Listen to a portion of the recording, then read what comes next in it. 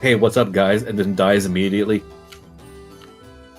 I remember that part. Somebody call. Is somebody Fuck yeah, called Max, do in? that. Yeah, Elijah Wood. He showed up for like 3 minutes and then died. He would. Yeah, he's the mate. Yeah, He yeah, was the guy. He's the guy. I don't. I believe that was his actual name, the guy. Yeah, no, yeah, he Yeah. was the guy. Oh my god. Hey, he has a I happy remember face. that. Or I crop. remember that. Why was Elijah Wood in Spy Kids? The better question he's is, the why guy. did he die 3 minutes before showing up? He shows up. He shows up, says, "I'm the guy," and then says "cake," and then fucking dies. Fuck, I guess I gotta watch that fucking. That's so funny. Yeah. All right. The main thing I remember about that movie is how it's always these movies like made by this director that overly uses the green screen, like every single scene, no matter what. I think there was only 2 live action sets, and then everything else is like behind a green screen. All right, we are streaming. Hey, what's going on, Twitch? Go watch Have you Spy seen Kids 3. Spy Kids? Yeah, have you seen Spy Kids? Comment down below. Comment down below. Stupid. Comment below. What do you think about Elijah Wood showing Hey, up chat. for exactly 3 minutes and then dies? Hey, chat, can we get some poggies in chat for Elijah Wood, Spy Kids? Rip in chat. Press F in the chat for Elijah Wood. Oh, there's been idiots. Fuck. Can we get some thumbs in the chat, please? Please. Can we see some Gremlins? Another movie I've never seen. Oh my! I don't think I've seen that Crazy. one. Brendan, have you watched anything in your life? No, Watch my movies. parents were super fucking Christian, and they hated every movie. Did you watch Have you Yeah. at least seen the SpongeBob SquarePants movie? That I SpongeBob, have seen, big guy. only because my aunt showed it to me. SpongeBob, Oh, big okay. guy, pants okay. Have you seen VeggieTales? That is the only movies I was allowed to watch as a child growing up. Oh, That's, I think that's no one the wasn't part of their requiring it. religious trauma. There's never ever been a show like VeggieTales. wasn't there some parts about Wasn't there some parts about VeggieTales that like the mere existence of vegetables is supposed to be really dark or something? Like a crucified like carrot or something on a cross? What? Oh no! No, Anyway, someone just animated. So welcome back No, to someone just Wonderlife, animated guys. that. Welcome back to Wonderlife. We are now super capitalistic and hyper Christian. Oh wait! Oh my God, Brendan, we skipped over the VeggieTales portion. Like we did VeggieTales last week. Yeah, Someone is none of you somewhere made else. the joke. Wait, was that actually a VeggieTales reference last week? I'm not telling you. Anyway, Oh come on! Arterock, are you here? Yes, I am still ice cream. I'm Doesn't ask if he's ready. Just if he's here. Saldo, are you here? Yeah, I'm here. Finley, are you here? Interrupting Saldo says what? I'm pickled. Aces, are you ready? What? Yes. Yay! Last time on Wonderlife. Woo! I hate how so stoked you are. You guys entered into the Veggie Kingdom of Fierceness, only to find out you had ran a guy over.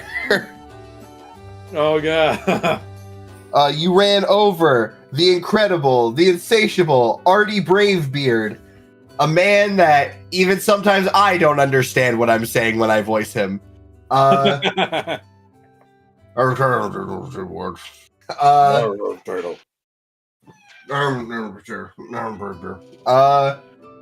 Nala, what are you doing? You want under blanket? That was so sweet. Come here, do you want under the blanket? I loved how that was such a yes, please answer.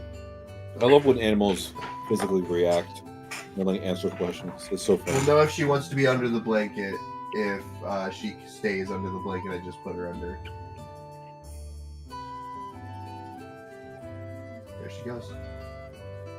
Oh nope, there she goes climbing out. I'm not. No, back away. Cease. Turn into a burrito blanket. Well, I'm not gonna do that to her. If she doesn't want to be in it, I'm not gonna make her be in it.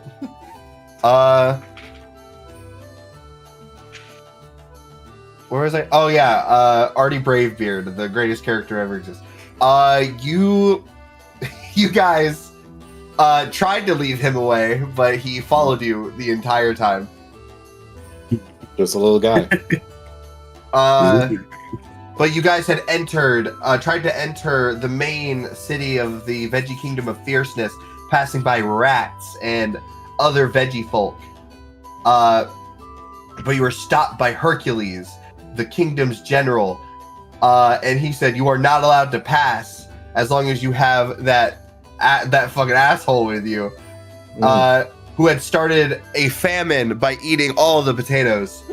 And we were like, dude, we're trying. We Yeah. don't want him. If you have some duct tape, we would.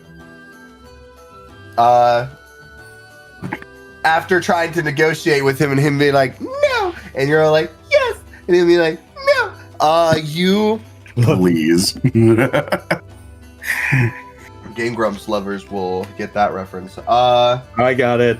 Skylar's giggling in his boots right now. Wee little boots. The king, Who's not here right now? Skylar's not here, but he's watching at all times. I have a camera in my room. You Huh? Where is he then?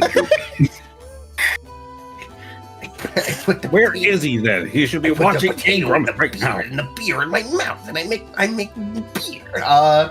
You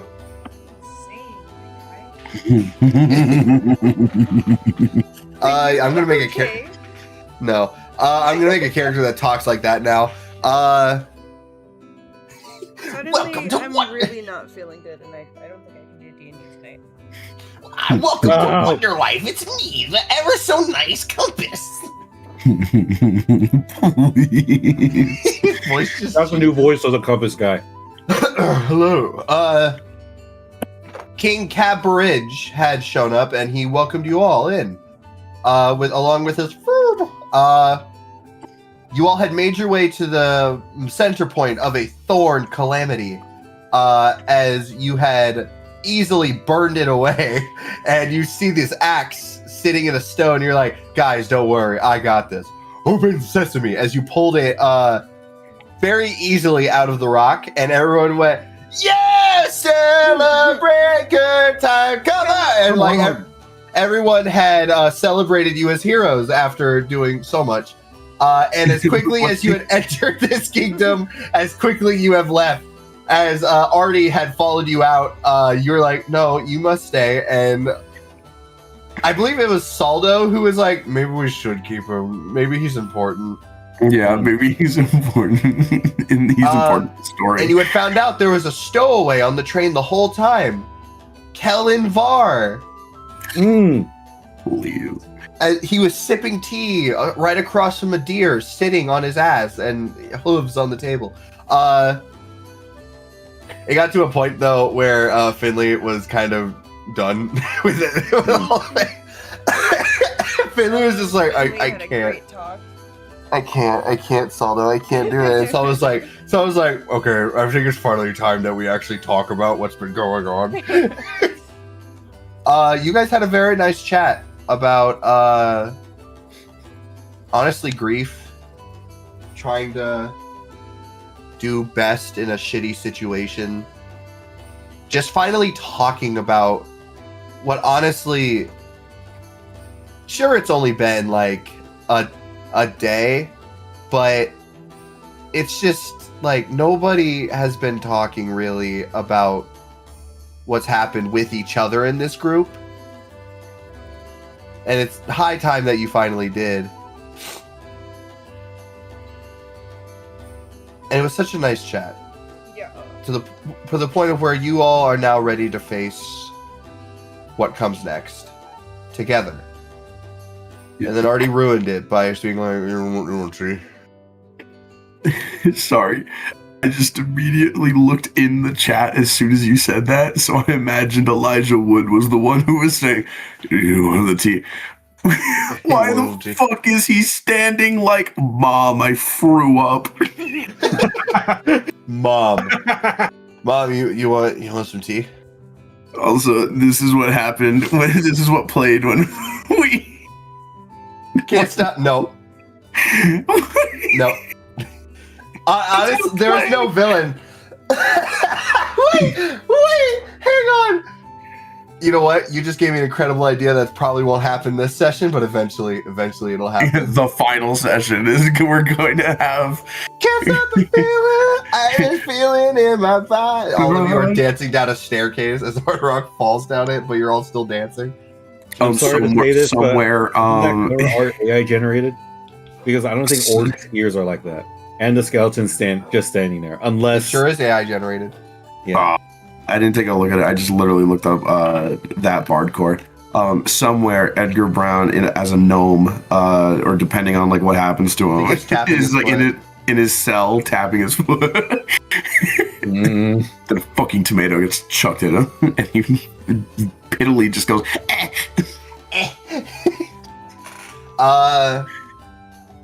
You all began going to bed. As Arterock, you were the one to hear the screaming this time as you T-posed, shattered out your fucking door and went, "Where is it?" Where's the leak, ma'am?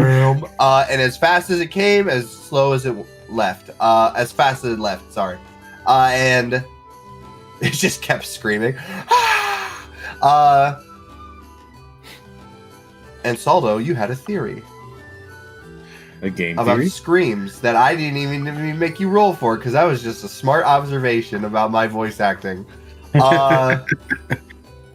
You were like, wait, the scream.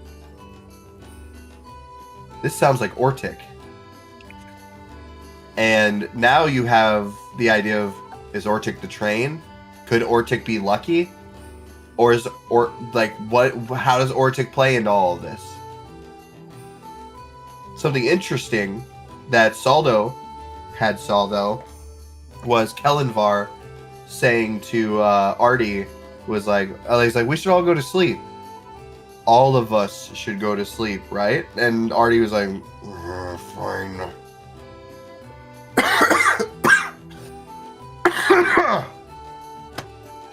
Ortic's dying. That was Artie, dude. I'm a vampire. What? All of you What woke do you up the mean? next day as you were all floating. Excuse me? Who? You were all floating in the air as you had made it to the great cloud kingdom of Whimsy. All of you exiting to meet the ever so friendly Chalk, the ice cream guard, taking you to the great Nimbus. He's so messy, dude. And his daughter and the princess Valnilla. Yeah, so gloopy. All of you brought here as Artie and Kellen had joined you. Mm-hmm. As you all met with the great Nimbus, and he basically told you, "Hey, welcome to our kingdom. We need your help." And you're like, "Right, you do need our help. We need to find one of the great baubles." He was like, "Oh, you've been refreshed. Please make it stop playing." Yeah. So essentially, he tells you somebody was playing the harp and dropped it, and now it's playing the same song forever. We can't get to it. We can't get to it. Please find it and make it stop. And as this was happening, Finley, as you got out of the coach, you had stepped on a whoopee cushion. And Arterock, as you went to shake a bird's hand in this place, you had been shocked by like an electric buzzer, as somebody had laughed their ass off at that, and it turned out to be the other princess, whose all this fault was that everyone was saying. Like, You quite literally heard the entire kingdom when they're like, it was like, why is it like, what, who dropped it? What's happening? And everyone in this like court, everybody all around pointed at Sofa and said, it's her fault. And she was just giggling and laughing the whole time. And we cut back to all of you technically meeting Sofa as the Great Nimbus pleads with you to please correct his daughter's mistake, his mischievous daughter's mistake. And please find that harp. You got it.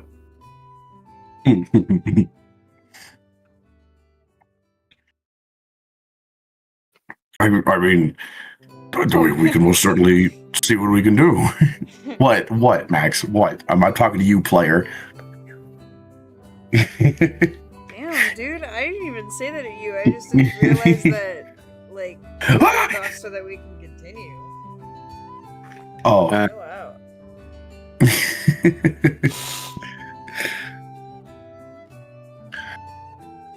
Well, we could most certainly see what to do. I guess the order of business would be, where did you drop it? Yeah. I don't know. All right. What do you mean you don't know? Okay. She absolutely knows. She's just not telling. I don't know. One minute I was holding it and I was playing it, and the next minute I was dropping all my prank stuff, and I figured it was more important to catch my prank stuff than the harp. Where exactly did you trip over and almost, but not really lost your prank stuff?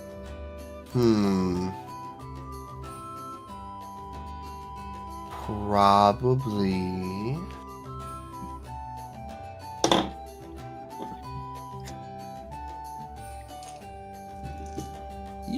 I've never met you before. You see, as immediate, like, she like stares off into Arterok's like eyes for a moment, and then just like immediate subject change to her. She's just like, "Are you Rocky Road?" Yes, but I will answer any question you may have for me as long as we're at the spot where you tripped.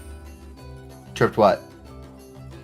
Okay, we're doing this. I pick her up by the legs and use her as a metal detector. And she's floating, so you just grab her, and she's like, "Ooh, big strong man." I'm literally holding her as a broom, with her head like facing pointed toward the ground. You start doing this, and you hear from Finley's pocket go, "I believe I may be able to help with this, Sir Arteraki Road." I forgot about him. Pull the compass out.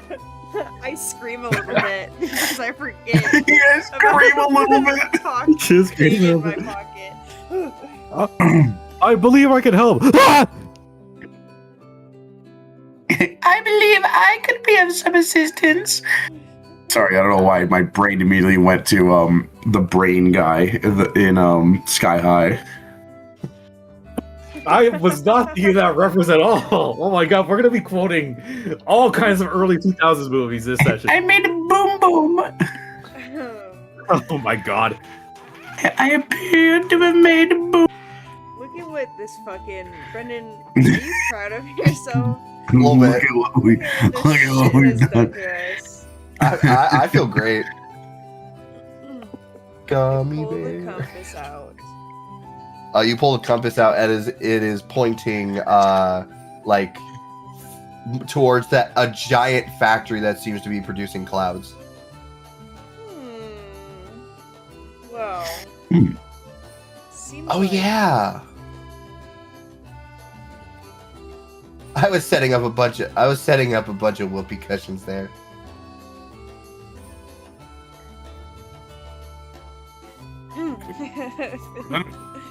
Finley's eye twitches. How would that even work? I want to say. Have you ever seen a cloud fart? Have you ever thought about the consequences of your own actions? Why would I do that? What are those? What were Billy's gonna throw up. Billy's gonna open fire. I don't have a gun, so I can't. Here, to fix my regal mistake, I'll show you guys to the factory. All Yes, let's please. go. Let's make sure he doesn't run off. To make sure he doesn't run off to do pranks in a completely different direction, I tie a string to like her wrist, and I hold her like a balloon. You see as you do this to her, she's like, "Oh my gosh, I don't believe it. Does this mean we're meant to be together?" In the middle of her saying that, I immediately tug Alright, really I'm telling hard and on say, you. "All right, let's go." Alright, I'm telling. Ooh. You yank on her. She's like, "Oh, man, demanding fate, is it not?" Thank feel you, like she dumb would have her own- heroes. You could also thank me too, Dad. Oh, And thank you, oh daughter of mine. I imagine she would have her own soundboard, so whenever she throws one-liners, she just presses a button in her pocket, and like, it's the old, really old canned audience laughter. You guys continue onward as you see as she floats down to you, Saldo, and says, "All right, guys, onward to adventure." As she pats you on the back, Saldo, and floats back upward. what? Am I tied now? No, she's still tied. I thought she just like tied me. And No, I was like, what? she- Can I look to see if there's anything on Salda's back? Yeah, I was you gonna are say. a smart motherfucker. You know that. No, I This is the immediately oldest caught trick on. in I was the like, she book. fucking did something. And I'm like, fuck you. You see a kick me sign on his cape. I Now don't here's feel the it. question: Would Finley do what the paper says just to make them feel better? No, but they would kind of chuckle. You see as she floats upside down, looks at you, Finley chuckling. She's like, "Oh, you do have a sense of humor." Yeah, and it's not located here. Not very whimsical. Fair enough. You see as Kalinvar and Artie catch up with you guys. You notice that they kind of disappeared when you guys came to the king. As they like catch up and say, "Hello, did you find where we need to go?" Oh my god, they unloaded it and reloaded it into the cutscene. They unloaded It's and like- reloaded into the cutscene. Where are we going? Oh, he cut out for me. Where are we going? Oh, me? Going, we are following the compass. Following the Trying compass. to Oh, fix oh. this one's mistake. Ooh. Fixing one's mistake. Hi.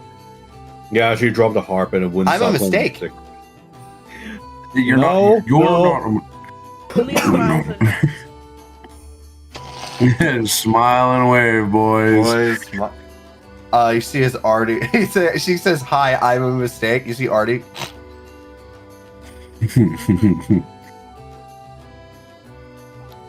"I'm sure you're not a mistake. And I'm sure we can agree to disagree." Off to the Cloud Factory. You see as she starts flying really fast, and Arterock, she starts tugging you. For your funny scene, I just stand there sliding on my ice cream legs as she's pulling me.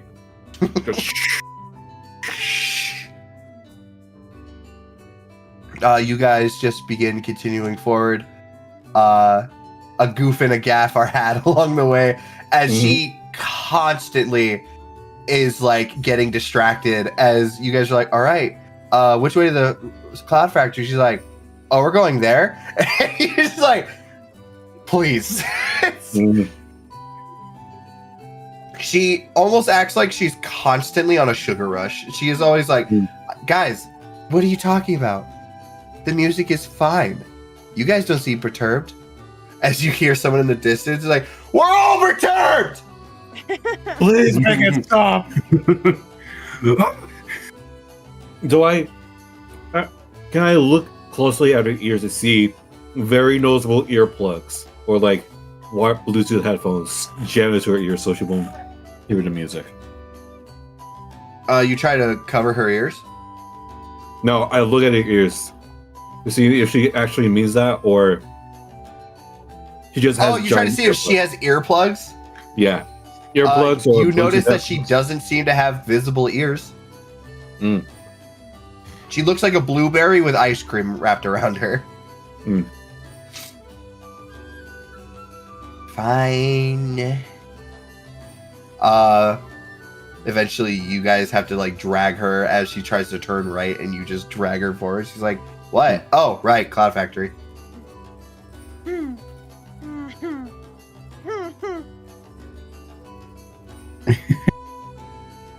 This moves in my mind here.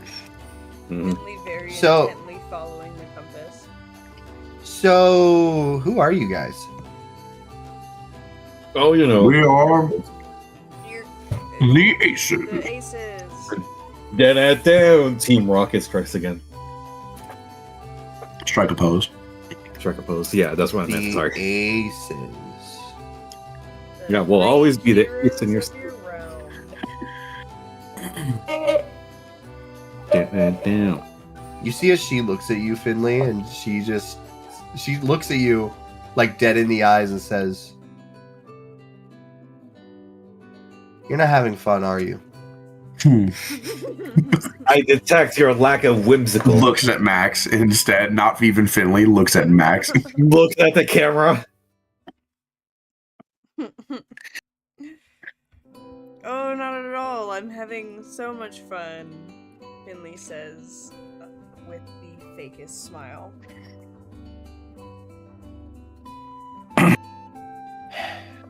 Okay. You see as she unwraps the rope around her arm and she just floats over to the factory.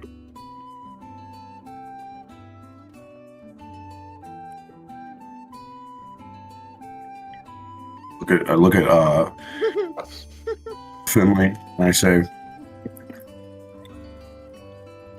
shit, I lost it. Never mind, I lost the pun.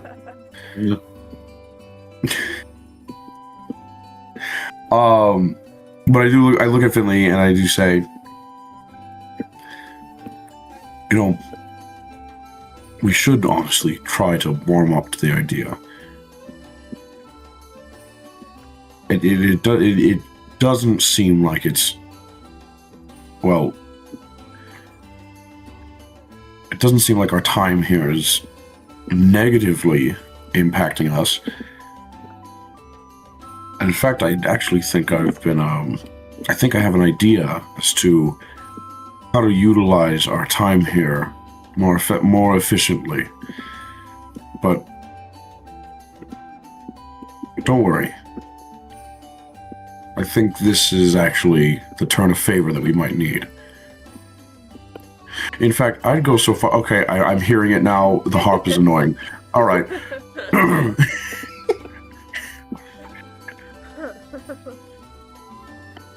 Where is it? Where is it? It's over here. For once, Finley's not the Rambler. Hold on, I gotta turn up the volume of like the audio on my side so it can really feel like we're in the getting annoyed by the music. Never did this before, jamming up to 100. Oh god, that's loud. Yeah, typically turning something up to 100 is pretty loud. What? What? Well, he's gone. You guys kind of walk up and she's standing by the door as she just pushes it open and says, "It's probably on the conveyor belt." Oh, the conveyor belt. Yeah, you gotta shut it off and stop it from going into the clouds or something. Oh no. What? Brett, I look over. Where's the harp? Where's the sound of the harp coming from? You run in here and you see it perfectly fall out of a dispenser as it goes onto a conveyor belt, slowly going towards something called the Cloud Dispensary. And I vortex warp up there. It is downward, but you could also vortex warp downward. There. Easily. You vortex warp down there. I feel like this will be one of those scenarios where we just hear the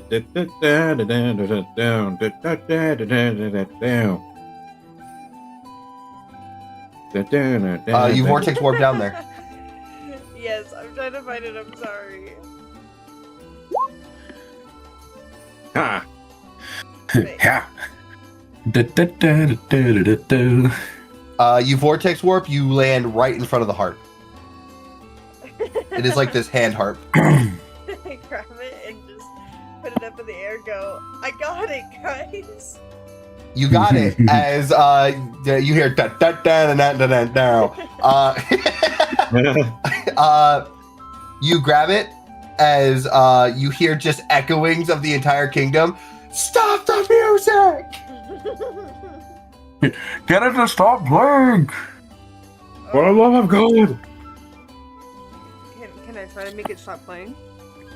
How do you try to make it stop playing? You see as the strings are moving on their own. Dog, I don't know. Hold the strings. I put both of my hands flat, like in between on the strings. Does that make sense?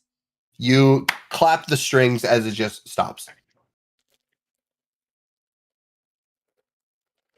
I did it. I did it. You did it! Yay! You see as the entire king goes, "You did it!" Oh my God! Can I let go of the string? Wait. You let go, Oh, no. and it is no longer playing. Oh, awesome. Cool. Congratulations, Finley! You have stopped the harp of glee! Wow. This ironically robbed everyone of their glee for the past several hours. Is the conveyor belt still going? It's still going. You're just kind of like riding to the cloud Finley. scene. Finley. You do Really? see as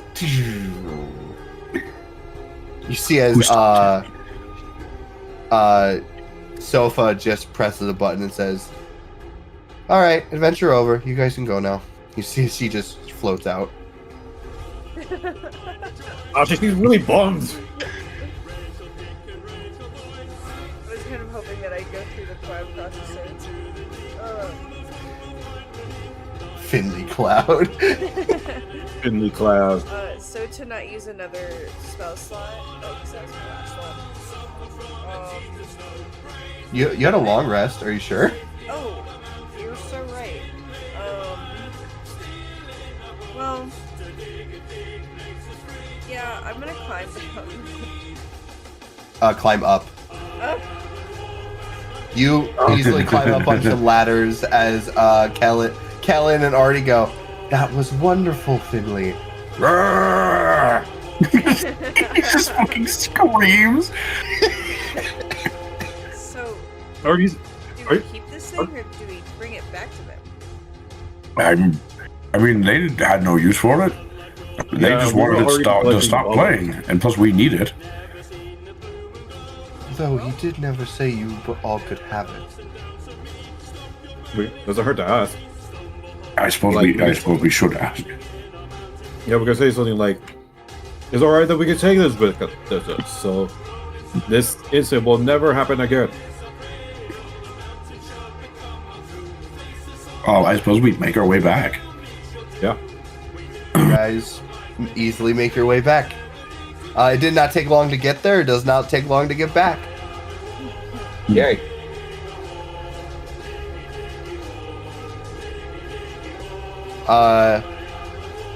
You guys walk up as he goes, "You have done it! Wonderful!" You see as everyone claps for you in the court. Behold the great harp that I mentioned to you. Saldo would also say, 3 cheers for Finley. Finley! Yeah. See as everyone goes, Oh my god. Or you one see big ice cream cheer, fly never mind. everywhere. Finley blew back from the sudden attention on them. Oh, it's like when a dog shakes and it's just like a bunch of small flecks of like liquid fly everywhere. It's them, but with ice cream. And Chalk. And to keep up with the continuity, Chalk over there is also throwing it back in the background.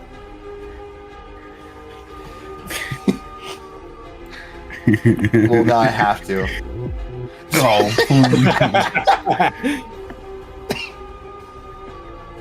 Wonderful, you have fixed my daughter's mistake and saved us from that horrible song. Yes. Thank Christ. Hopefully she learns from this and can treat her kingdom better. Hopefully she will learn something for once. Now then, please return the harp to us. Ah, okay. sort of just like turn at each other. Actually, your great. What's his name again? The Great Nimbus. Actually, your great Nimbus. We were hoping that we may borrow the harp just for a time being, so as to restore balance with all 5 the great baubles within Wonderlife. Yes. It'll only be very momentarily, I promise you. Maybe persuasion.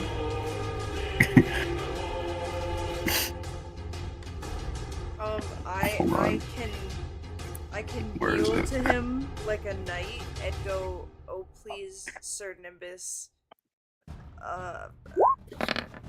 We only strive for the best of these kingdoms. Allow us to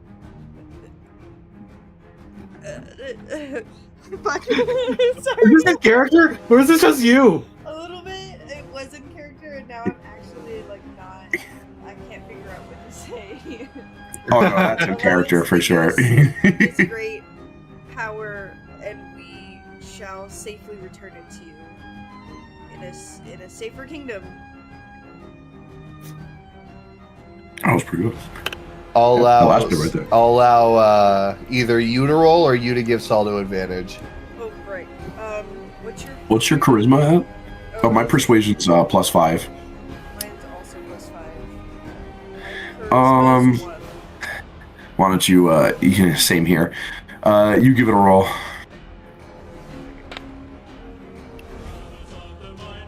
19. Hey. Ooh. All right. You see as he scratches his non-existent chin. Yeah. Well, I was just going to keep it for the kingdom.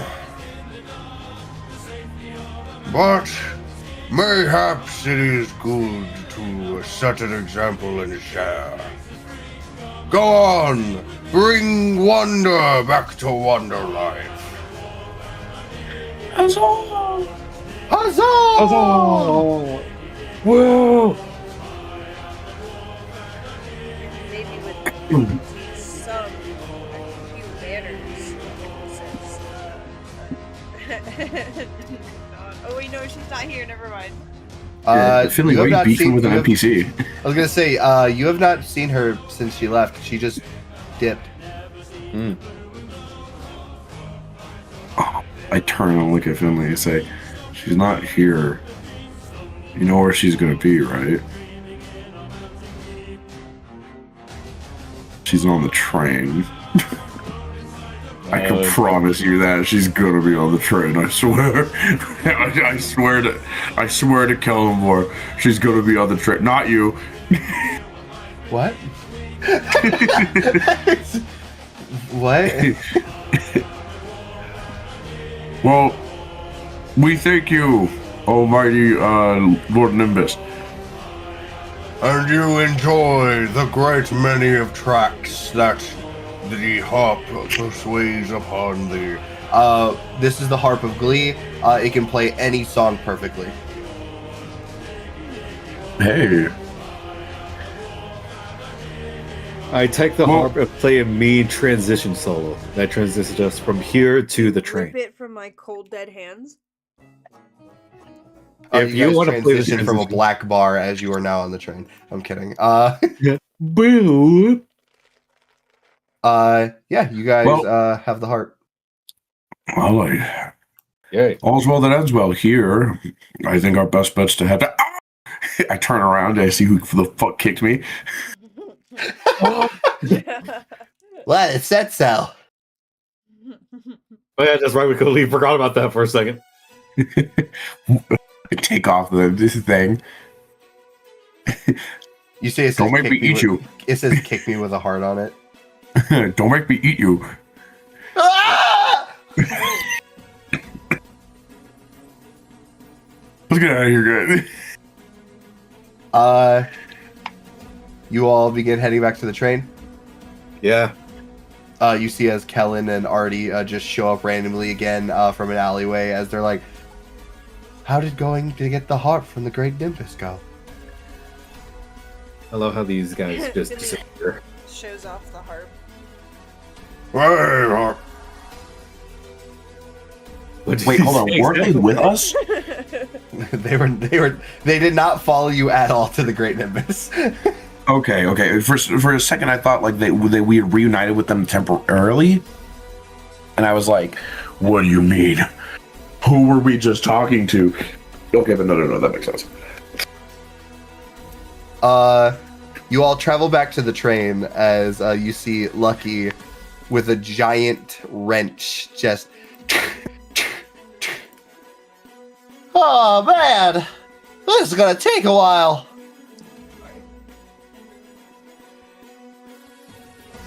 What's happening, Lucky? Oh, well, you see, I tried getting the landing gear to work, but it seems that the landing gear has been moistened by all the clouds. I'm afraid it's going to take me at least, like, an hour to fix all this. Can I kneel down? Fuck, I don't have it. Check and see if there's anything I can do. Make me an artificer tools check, or, like, tinkerer tools check. What the frick? How do I do that?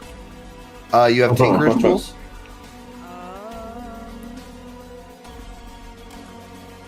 Yes. And then you roll d20 plus the number. 14. You got a 2? Yeah. You have a plus 12. Jesus Christ. I'm going to give Finley guidance. All right. Finley, You get a d4. +4 on that. You guys won't fucking believe this right now. Is that a 1? I got a 1. Incredible. Are you serious? You look down and you see a bunch of clouds, cotton candy, and syrup janked up into this stuff, and you're like, I got nothing. Do anything. I got nothing. I might get stuck in there. Pat him on the back and I give him a very like sympathetic smile, and then I get on the train. Yeah, he's like, just hold on, every passenger. If you so wish. What? What? Everybody? Oh, every pony. Now, all of you just relax. I'll get this all right, tiny lifty loosey. You see as he jams his hand in there, he's like, well, that's new. He gets yanked under the train. And you're like, don't worry about me, I got this. I scramble to help him by eating through the con candy of whatever sweet stuff. He does not need your help. He is not yanked by anything. A gear went loose and it yanked him under. Oh.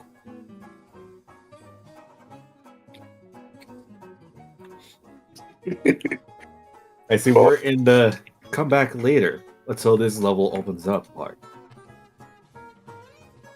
But yeah, what do you guys do?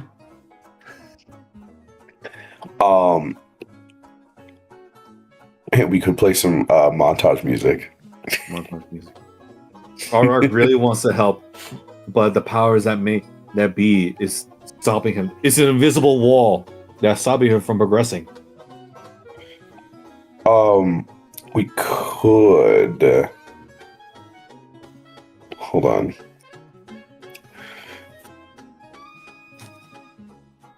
I'm thinking, I'm looking. But yeah, there's not really much of a way to help him other than, like, he's just gotta clean out the train. I suppose I could take this moment. I was gonna do this on the train, but I could talk to it with you guys here right now. Oh, actually, you know what? Hold on, no. Change of plans. My brain's going a mile a minute. Brendan, I want to take a look at the front of the train, the engine. I want to like examine to see like what sort of vibe I get from this. You're walking from the outside or trying to go from the inside? From the outside, I want to take a look at the train off on the outside. Getting this vibe. I'm like, not Kelmore. Is this Ortec? Like, what's going on with this train, man? Easy enough. You walk forward. You just kind of like take a look up and down of this train. You go to the engine. Looks like a normal golden train. You see where the tracks feed outwards, so it like always has continuous track no matter where it goes. Mm-hmm.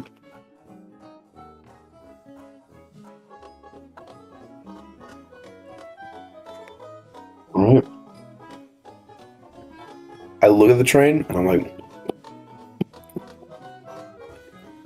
I'll figure this out. I didn't realize we can go on the train, can't we? You can go on the train, yeah.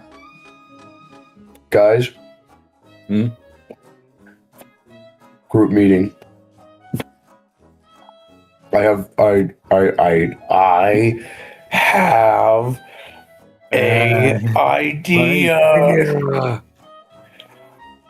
I have a idea. Uh-huh.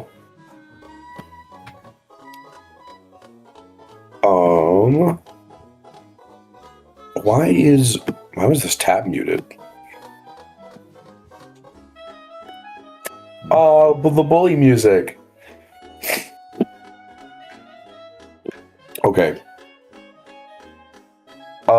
Yeah, I would like to go onto the train, find any sort of like room where we could just talk, or like table to sit down and like discuss at. Yeah, easy enough. In the like train, in the like eating car or observing car, you can easily like just sit across from each other, talk about stuff. There's one thing that I would like to do, Brendan, and that's see, you said none of our things came with us, right? Nothing that you don't need to cast spells, and the money that you have is you have all your money to be able to cast spells. Okay. Perfect. Coolio. With that being...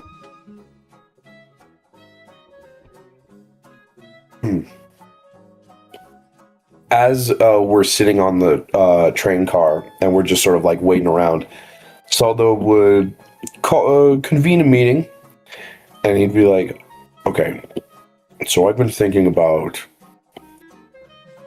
us and where we are currently, and honestly, our connection to the outside world, right?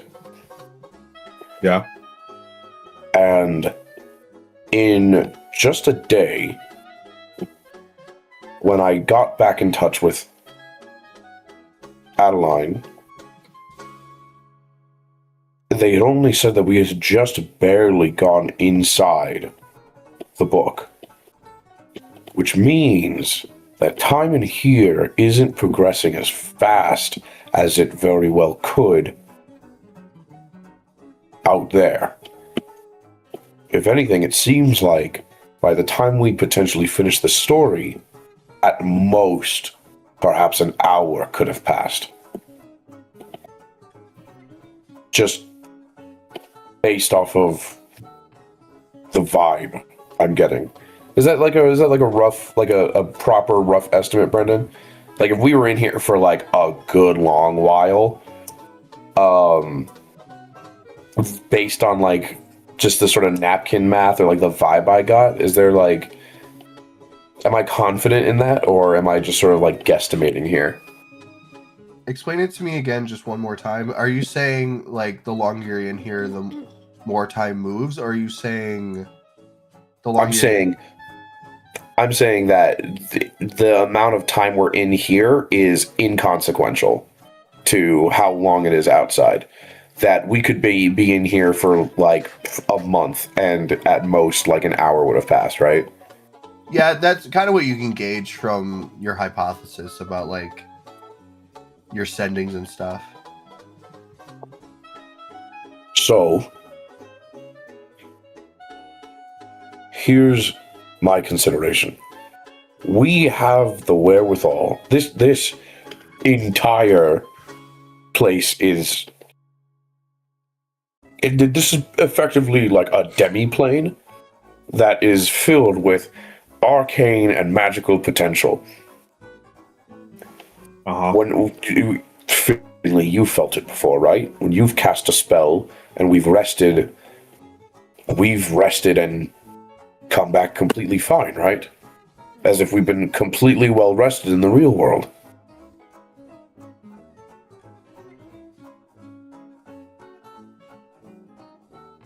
Benedict? I had said. Oh, okay. Sorry. No worries. I think we might have an opportunity here to reorient ourselves, get off the back foot. In the last real day, a lot has happened. Everything with the Odin Mountains, everything with Claver Nuvan. Don't even get us started on the attack on the Full House, as well as Tobias, apparently. So much has happened, and there's so much that we don't know. But if we can spend an inordinate amount of time here, and I can keep resting, then I could cast as much magics as possible using this space as a place to rest. Meaning from the outside world, it would simply seem as though I'm holding a full conversation with people. But from our perspective, we're simply abiding by the rules of magic.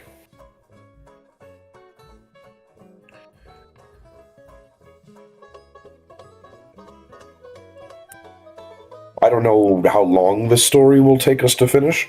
I don't know necessarily what it'll be like when we reach the end. But if we can find a solid moment to take to ourselves, then we might just be able to not only check in on everyone, but also see and make a sort of advantage out of it. We can use this not only just to mentally prepare ourselves, but to actually start fixing things that have been going on. Are you saying you want to use this place as a long rest room? It's not just a long rest room, Arderock. A long rest room? Yes. But wow, that toilet's more like a trough. Get it? Because it's a long restroom.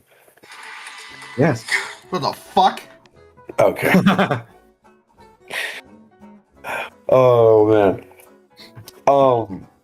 So to discuss it, if anyone did have any questions, the idea is that I can only really cast like 1, 2, 3, 4, 5, like 6 sendings a day, and I can cast scrying a few times a day too, right? But if I cast sending, like 6 sendings to one person, and then we had like a long rest, that 8 hours would only like translate to like roughly like a minute in the real world, right? So it would be like, oh hey, like now like we're talking again, and then we'd have a full nother opportunity to have a conversation again. So it would be like Saldo's just reaching out to somebody, and despite the fact that it's multiple days for us, it would be, to the outside person's perspective, just a back and forth conversation that we're having. Not only that, we can visually check in on people with scrying. Or at least, hold on.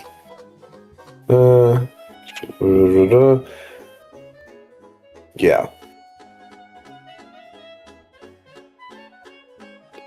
That's just Saldo's idea.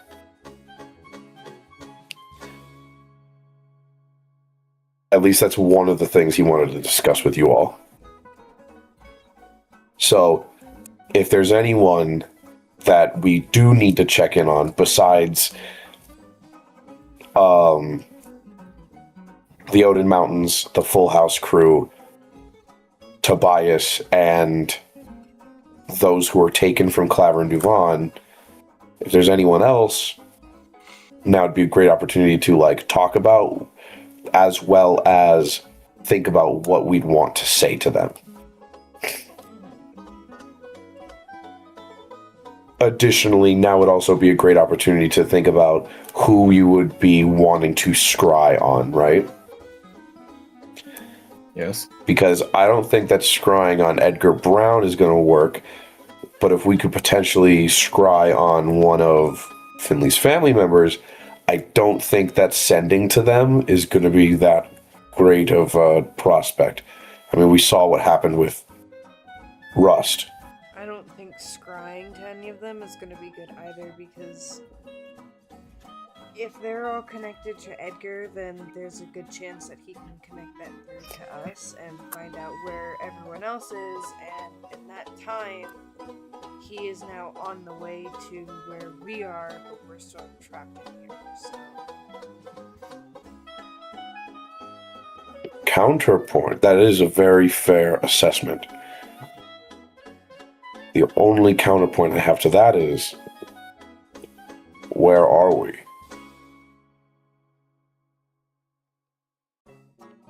What's he going? If he Well, we're if he was technically in magic that is located in a book that is located in the tower where all of our companions are.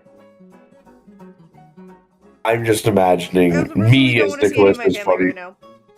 Oh no, of course. But me as Nicholas is fucking laughing at the idea of like Edgar Brown being like, "Are they fucking watching me? Where the fuck are these guys?" They look and just see us in Candyland and weird like potatoes and ice cream and nutcrackers, and he's like, "What the fuck?" Never let him know your next move. You never let him know your next. He kills Finley. Then like what? 16 hours later, Finley's a robot. Finley is fully a robot. The dwarf that he was super fucking pissed at is made out of potatoes. And the barbarian is ice cream. I'm not gonna look at that anymore. Oh man. That's fair. But there is one person though that I know we can check in on to potentially see what's what. That is certainly true. In regards to Edgar Brown. Because you see, he made the one mistake of taking someone for his own personal collateral. Someone that he can't influence with his own blood. And someone who he has his own vested interest in keeping. I don't know if I'm trying to convince you or myself. If I can scry on Lilia, I just might be able to get an idea as to the state that everyone else is in. But, yeah, please, he would be from Utah, wouldn't he? Of course, Edgar Brown's from Utah. Mm. Gives me a Washington vibe, that asshole. In any case, what asshole? Oh my god, dude, my voice has been coming back like fully now, and I've got some of my register back. That being said, I totally understand Finley, and it's a smart idea to not let Edgar Brown have any sort of tangible, I guess is the right word, connection to where we might be, and specifically where this tower is. That being said, I have some good news regarding Edgar Brown. He's dead. I've killed him. Not quite. But he's practically already dead. I think I know a way that we can take the fight to him instead of constantly being on the back foot. And I think I have an idea of how we can beat him. But it relies entirely on you, Finley.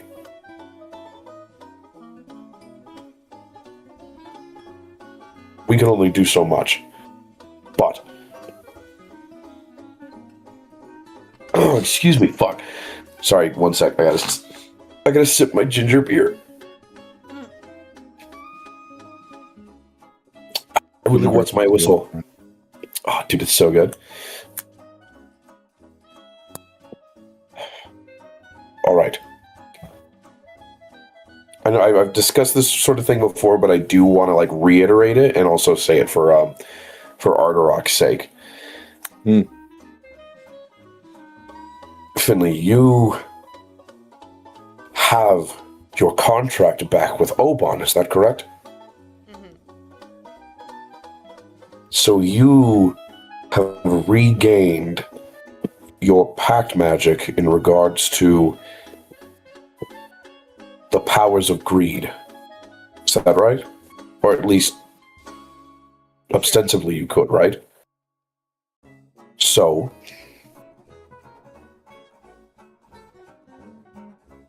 before you were able to take something of ours, whether that's a rage from Ardarok, a channel divinity from me, or any other sort of ability from another person.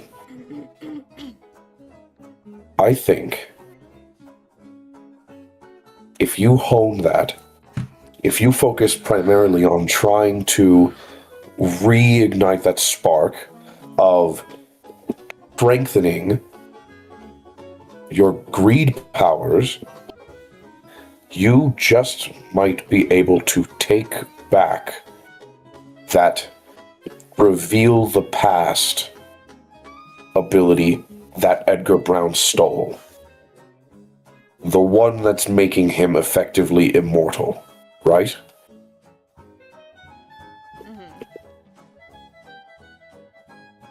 From there, once you take that back from him, once he's immortal again, if all of us just wail on him.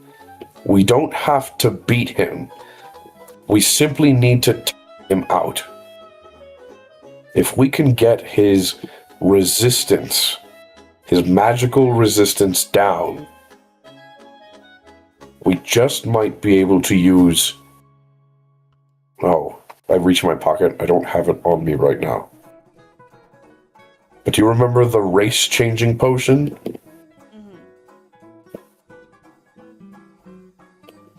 If we lower his magical resistance down enough, what we can do is, if you use your gauntlet arm and forcibly inject him with the race-changing potion,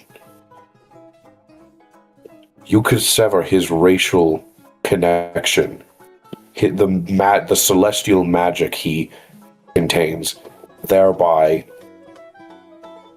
separating him from the connections he's made forcibly, severing his magic. At least in concept.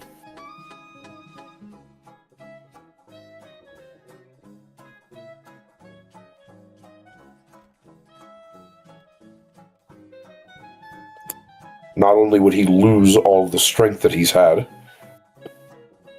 well, physical strength, but he'd also lose the connection to this army that he's been building up.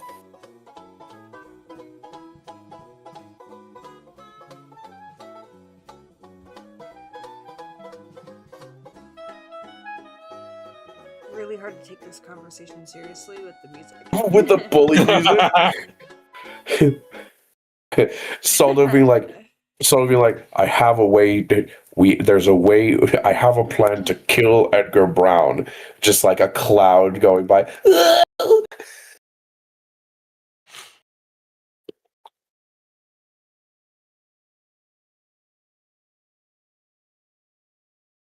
What do you two think?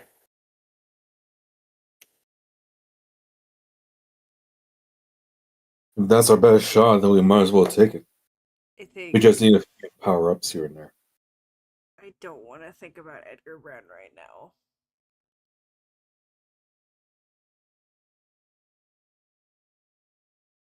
That's fair.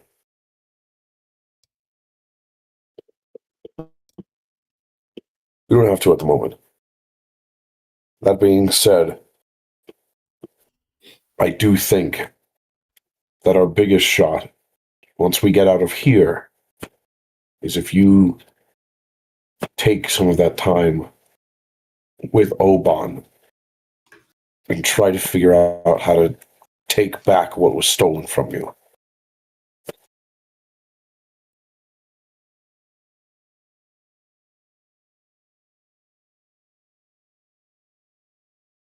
But otherwise, if you all, that's what I'm sort of planning in regards to checking in on everyone while we're in here. So if anyone has anything that they'd like to, anything or anyone that they'd like to see or speak, let me know.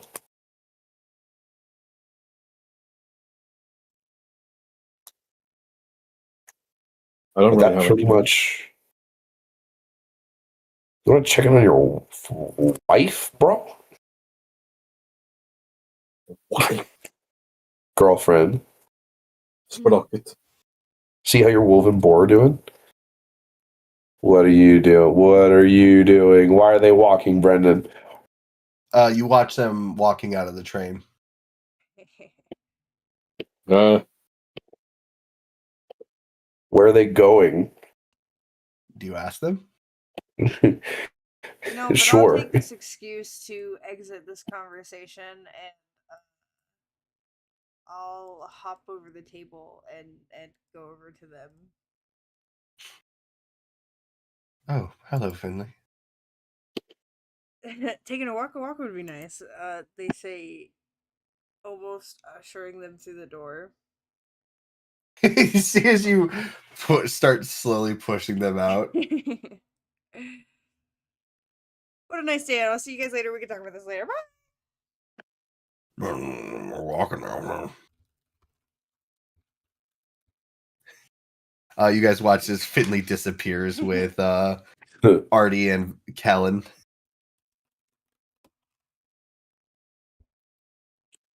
Solid just sort of shrugs. Finley, do you actually walk with them, or? I mean, there's no point in walking away by myself. Fair. You walk with them as you see they seem to be looking for something.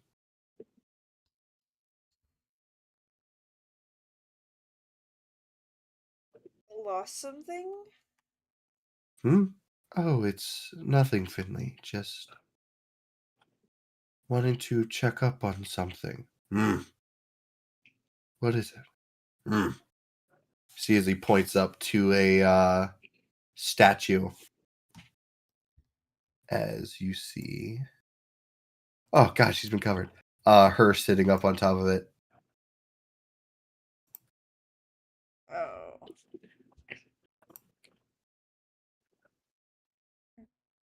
Cool. Oh, there she is. You were looking for her? Yes, just wanted to make sure that she was safe. She left in quite a hurry last time. I thought she ran off to pick up her next sprint. Sofa, if that is your name. Just wanted to check to make. You see as she looks at you guys and then floats away. Well, looks like she's okay. Will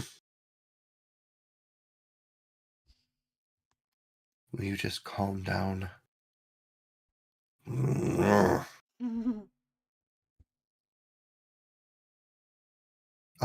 Finley. I'm sure you don't want to. I'm sure you don't wish to hang around us all too much. Please, how about you go enjoy some ice cream or something? We have something to tend to.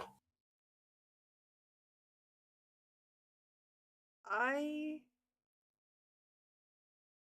don't have a sweet tooth right now, but maybe a walk by myself would clear my mind. And Right. I will back away from them and walk off. You see as they walk in a different direction from you. Finley finger guns away. What do you do now, Finley? I just take a walk. All right.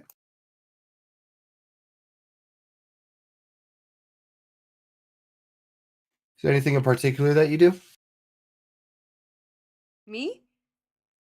Is there anything in particular that you do on this walk? Is there anywhere that you go? Nope. I just take a walk. All right. Solo, Ardorak, do you do anything?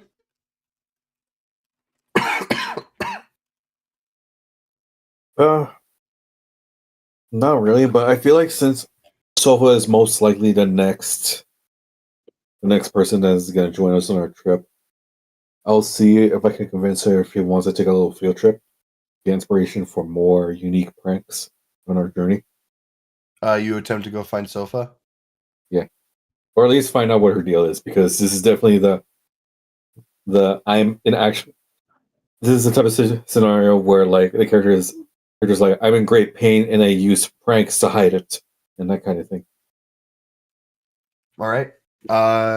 Make me an investigation check to try and find her. Okay. While he rolls that Saldo, are you doing anything in particular? Not particularly. Saldo's just sort of like, after having that conversation, and seeing how hurriedly Finley had rushed off, Saldo is thinking to himself, how can he take things in his own hands, and like thinking about like, okay, what will the next steps be, while he's waiting for the train to finish. All right. You watch as Ardorak slightly later follows out where Finley left and just walks into the ice cream city.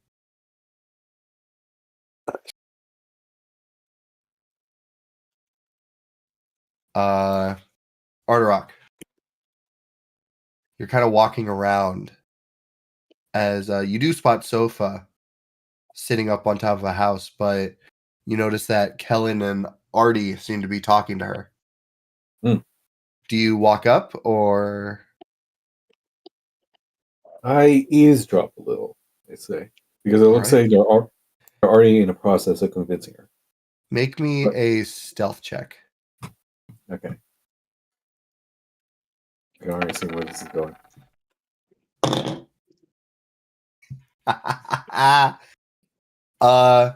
You sneak up as you begin to hear, Sofa, you have to come with us. Why? They're not having fun. They're probably not having fun during the circumstances, but we can't let this story repeat. You know that. Oh no! Oh no, it's a time loop scenario! If they figure out too much, the story's going to repeat and we're going to lose everything we just worked for. They don't seem to give a hell if you are here either. That's why we're trying to be our characters. If he figures out that we're aware, this is all going to be for nothing. What if he's not even around anymore? That's not true and you know it. If he wasn't around, the island wouldn't exist anymore.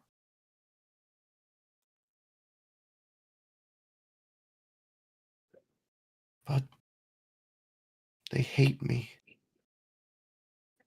You're just playing your character. I can't even say my own name anymore. Because if he figures out our names, he'll be able to use us. Artie talks some sense into her. Why? He's never been one to listen to us anyway. Oh, really? It's hard. I can finally understand you when you're not gargling on your own spit. Hey, that's to be in character and you know it. Oh my god. Look. You see as he looks around. Listen, Pua. Ooh. If they find out we're in here, if he finds out we're in here, it's all fucked. And Ortic is fucked along with it. Do you want that for him? No, I don't want that. Then come on. We're so close. All we have to do is find I forget what her name is in this story. I think she just kept her name and changed it slightly. You mean Maya? Don't just... That's her name in this story.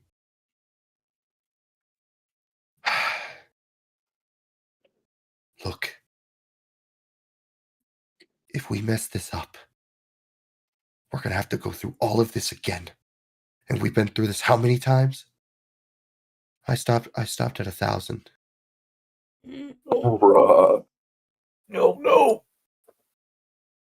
We can't do that to these three. But they don't want to play the story. What if we just tell them? Then we're all fucked! They're gonna get stuck in here!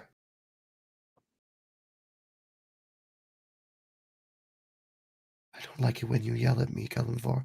Don't say my name!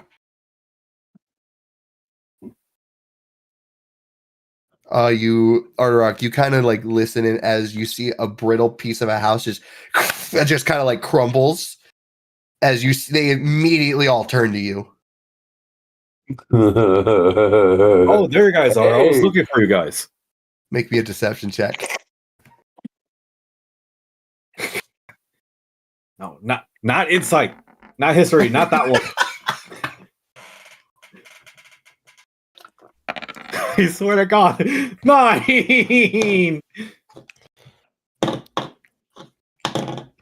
I want to jump off this cliff, these comfy clouds. Oh. We were just trying to make sure that this individual was all right. See him sweating. I believe this is. And she said, "Fuck, and reason one." Brennan is like, this is my deception work. Perhaps. Oh, It thank could have God. also not worked, and they're just trying to be like, if we They're act trying like to it play it worked, off. maybe he won't. Maybe he won't realize. Okay, in which case I'm like, look, I was wondering, since you two came along, I was wondering if we could find another friend to come along with us.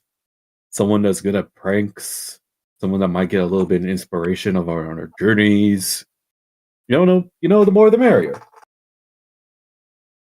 And Arwen quite literally means that literally. It's just that he means that more than ever now that he hear about this traumatic backstory. Yes, exactly what I was thinking. Come on. Make You me know a you want persuasion to. with advantage. Persuasion. My rolls are 8 and 9. I swear if I get a 10. Oh my God! All right. I mean, you know what? See, I could go on a long adventure. Please. Yeah, adventures are You've fun. convinced me, young hero. My pranks will go worldwide. Jeez. Oh my God. This just seems really sad. Come on, let's head for that Lucky Right. Express, was it? Yeah, on to the next bubble. On to the next bubble. You Ah! see you start like running, she floats behind you. You see as Saldo, you see as Ardorak just bursts through the doors and like, oh! Oh, adventure! What happened? Sofa is coming along with us to pull more pranks. I sure am. Yeah! Yeah! Fantastic. Yeah. Oh my Jesus God. Christ. He's really into it. Alright, what the hell's wrong with you? It seems Ardorak is the most persuasive out of all of us. Yeah. He most certainly can be. What happened with Yeah. Finley? Finley's still needs to take a minute, I think. He'll be back here soon enough. Finley, you can arrive back whenever you so wish. Sure. But until then, you see as Kellen goes, Sofa, allow me to show you to your quarters. Oh, absolutely. She just floats away. Jesus Christ. You guys. At first it was funny to see how whimsy she was, even though like we all suspected that there's something going on in the background. But after hearing that, it just feels sad. Like I know I already said it, but it just feels so sad. Oh my God.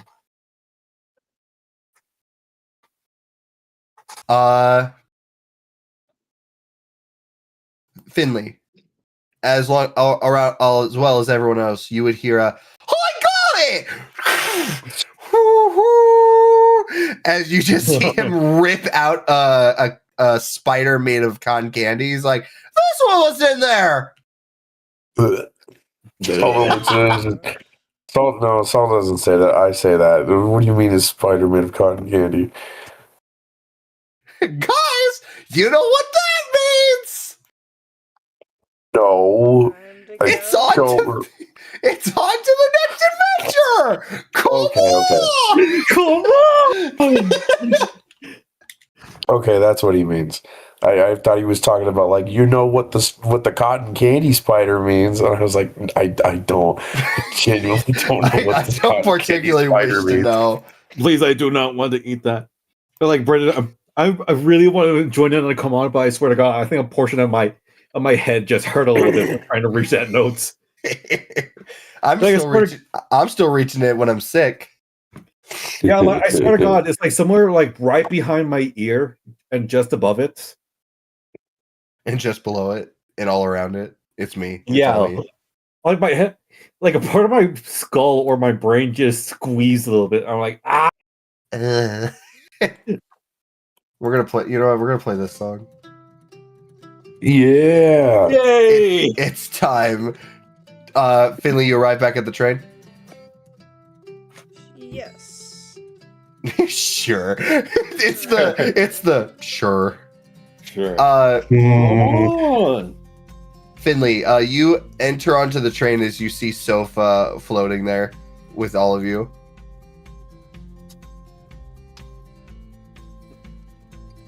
Okay. Okay.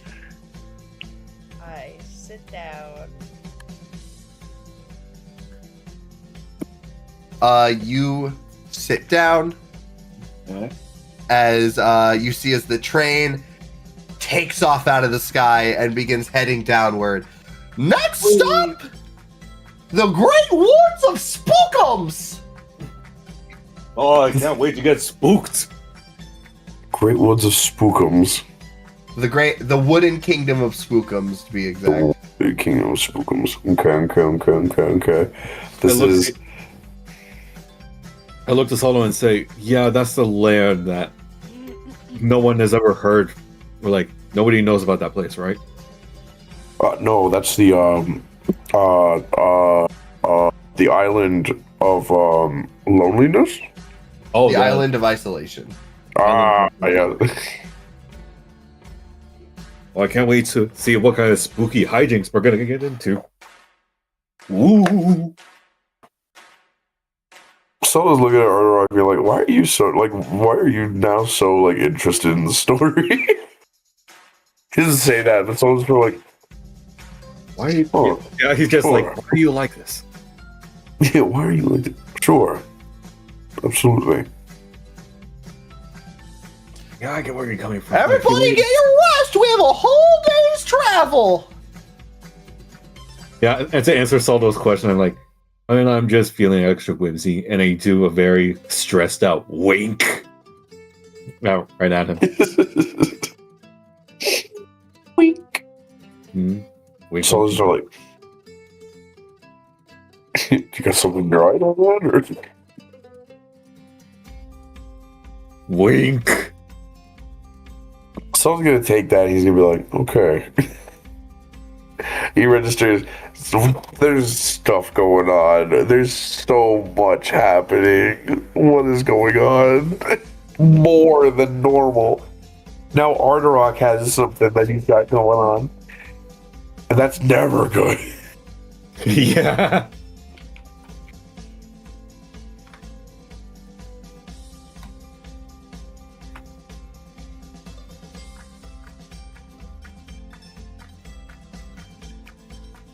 But I'm good. Ready? Yeah. I got nothing else. Well, do you guys do anything in the time? I'll probably bide my time to let Saldo know what's going on. So just wait on that.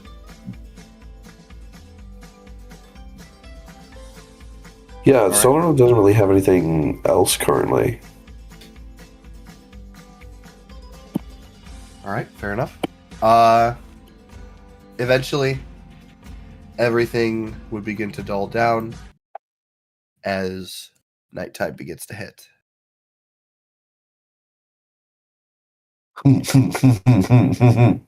Yeah, I can't wait for this one. Nothing happens. Oh. Weird.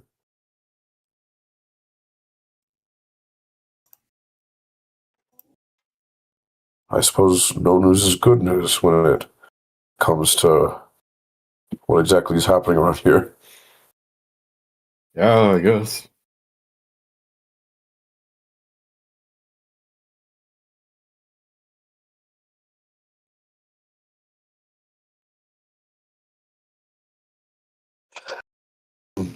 You guys go on to the next day. Oh, really? Nothing? Nothing happens. Unless you guys do anything, nothing happens. Okay, yeah, in which case, I keep an ear out for another train scream.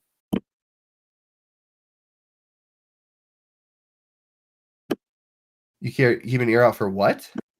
Another. Another train scream. Oh, a train scream? Yeah. All you hear. Ooh.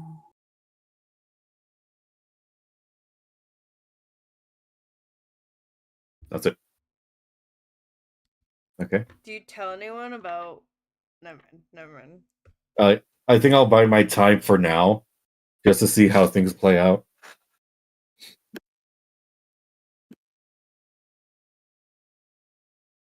All right. You guys find yourselves waking up the next day, getting a full 8 hours, Mm-hmm. and it is still nighttime. Oh. Wait, what?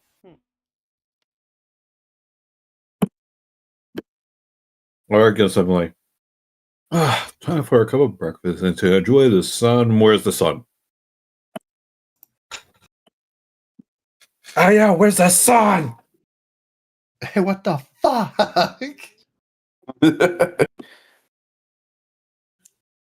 That's odd. It should be out right now, right? You then see as a gigantic leaf falls as it goes right past your window. Oh, Don't be fooled, everybody! Welcome to the gigantic wooden kingdom of Spookums! I thought that the spookums made it dark, but no, it's the gigantic part that makes it dark. I take a look out of the train and like up. You see an enormous canopy. oh, yeah, that makes sense. And you watch Oh. as the entire train stops midair. Our goes flying. Oh, hold on, everybody. Sorry about that. Looks like I skipped on the call. No worries. Ah, my leg. My leg, my leg. So he gets up from having fallen, and he says, "Okay, so then how are we supposed to get down?" Well, golly, guys. You might just have to take the ladder. The ladder? You guys watch Everyone looks at each other. You guys watch as the doors open as you are 600 feet in the air. And you see as tiny little train track ladders begin to produce outward from all the doors. What the hell?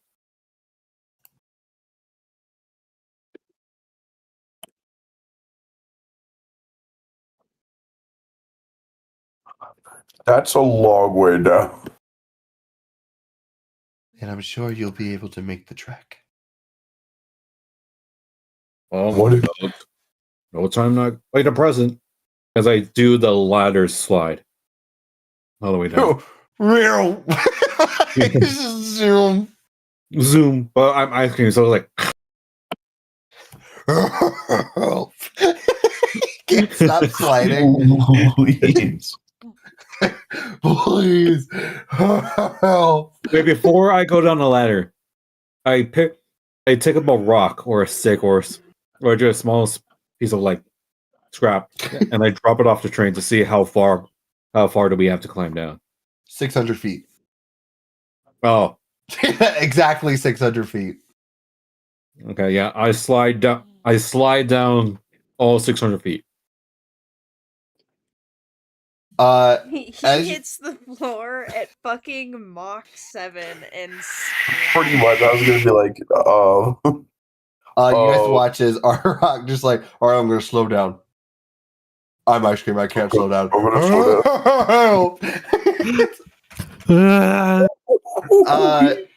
As you both are leaving, Saldo Finley, you would hear Sofa go, "Aren't we supposed to land? I'm sure this is just a hiccup in the train. But oh, whatever."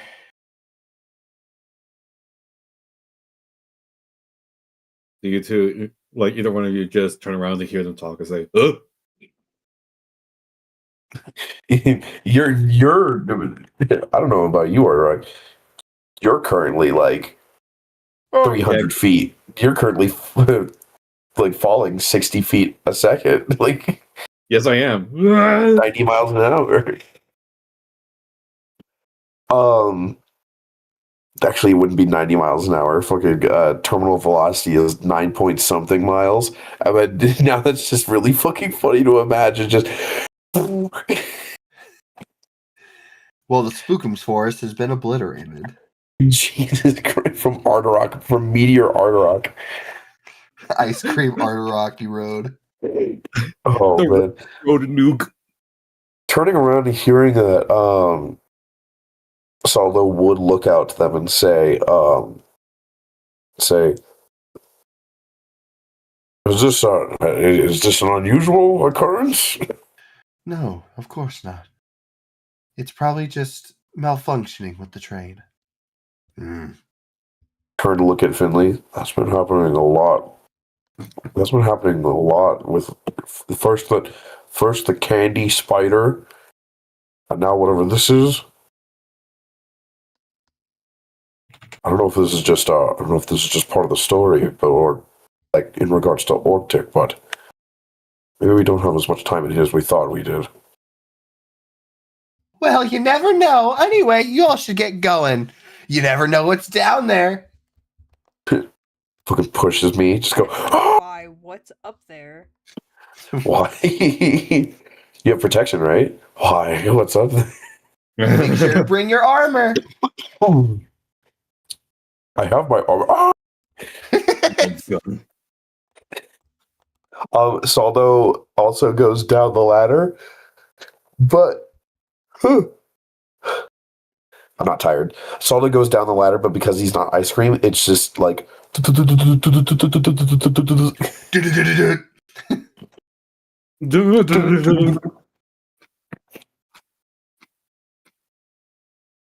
you know it, you know it.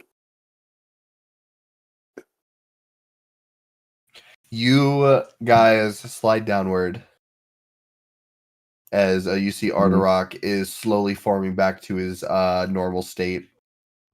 Oh yeah, I splatted on the ground. Ugh. As Artwork, are you okay?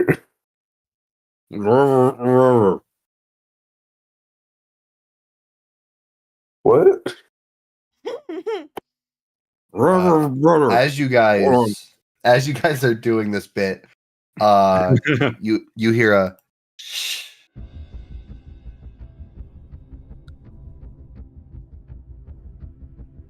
What was that? What was that sound? I don't like that. All right, follow the sound. Hold on. Oh, okay, there are my legs. Travelers, Hello? who dares enter the wooden kingdom of spookums?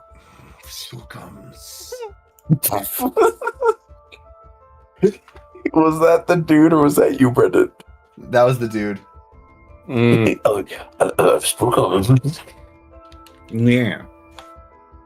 Well, it is we, the Aces. We have been traveling from land to land, helping kingdoms with their woes and lost bubbles. So far, we have solved 3 of their problems, and now we're on here for our 4th mission.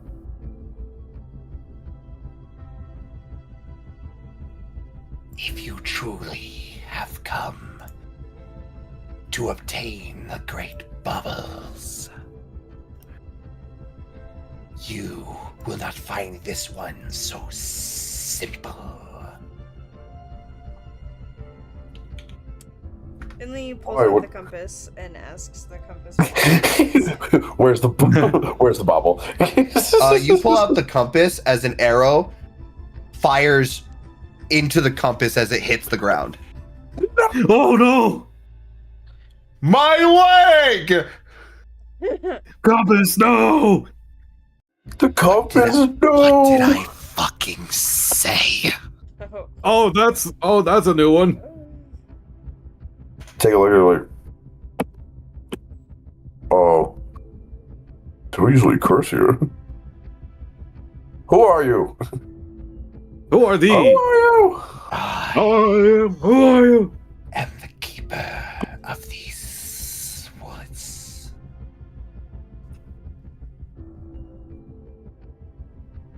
All right, Hmm. Mr. Keeper.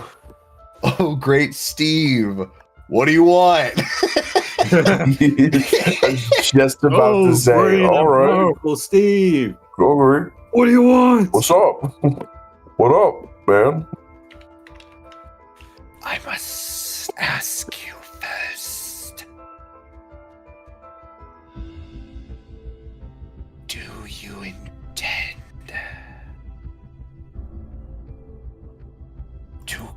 to finish out your adventure? If by finishing your adventure you mean helping these lads of their woes, then yes. Yes, that is what I mean.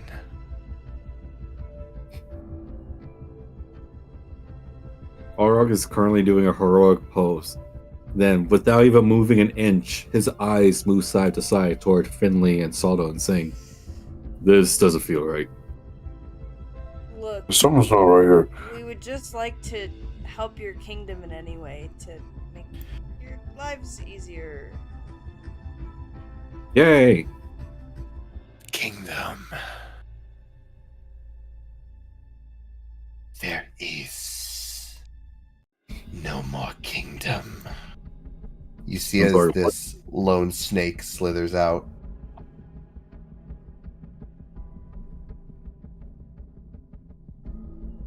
This kingdom is only inhabited by the monsters of Wonderlife.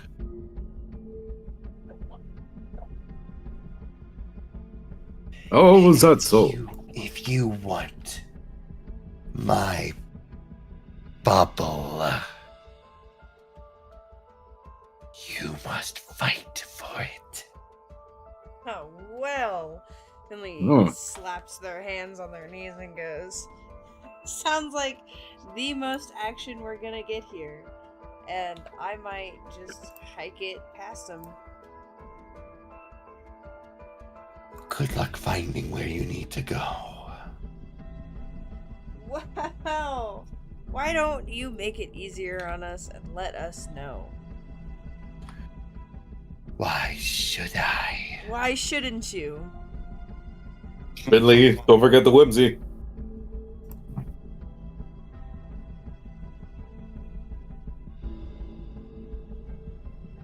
You have a lot of sass in you. You know that? Alright, just like to get my job done. Do not mind my compatriots. They simply got off the wrong side of the bed this morning. I haven't said anything here. I haven't said anything. Not you, the other one. If you wish so Ow,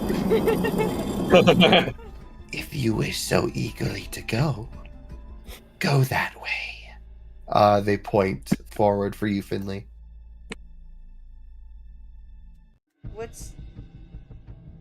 Is the opposite of where forward is where we were originally standing? Yes, it is. They are pointing in a direction forward. Yes, but is the opposite of that where we were originally standing talking to them? Yes. Okay, then never mind. I will go. They're for not that. lying. Do you guys try to follow Finley? Yes, since I can tell that Finley just wants to get this done, and remembering the other guys saying that they want to play out the story, I try to keep. I try, like probably throughout the rest of this thing, Finley. Or does his best to keep Finley in line with the story. Keep it whimsical. As you guys attempt to walk forward to follow Finley, this snake snaps the stick in front of both of you and says, Oh, I haven't gotten an answer from you two. yeah. So, what was the question again? Why do you seek them? Well, why not? There are people in peril. Go. And the snake whispers to himself, Oron! You. Dwarf. Go. No, not dwarf. Potato. This is Potato. yes. What is your purpose here to find these baubles?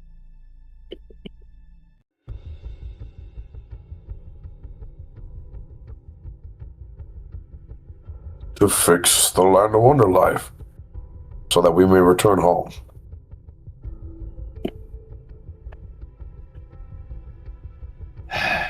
Go forward.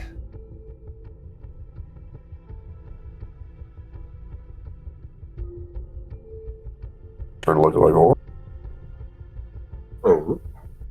They just seem oh, right. really fucking annoyed with your answers. No, jeez.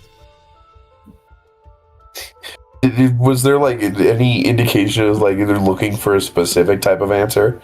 You can't tell. They just seem really like agitated. They seem like the most agitated thing in this story. Yeah. Mm.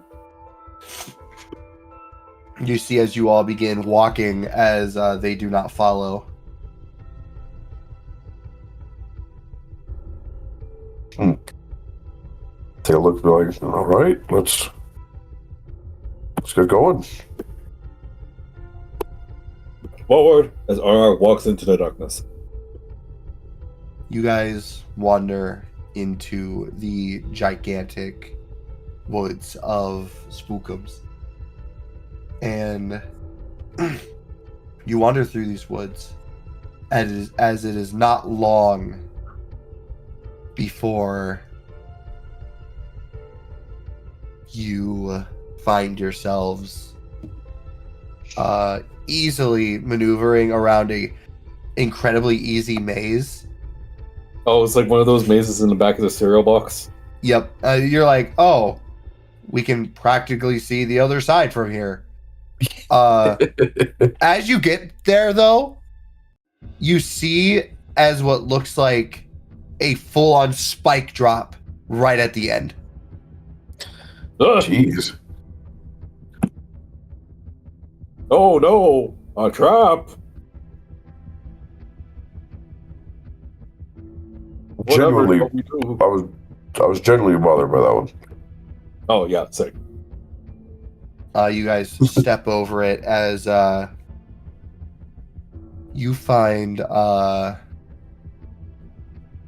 looks like a bunch of like logs traps that seem to have already been sprung that are just hanging by ropes. That's a good sign.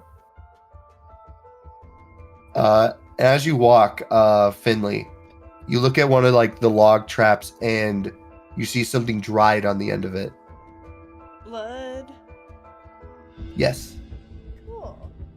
Wait, like actual blood? You walk up to it, you smell it, you scrape at it. That is blood.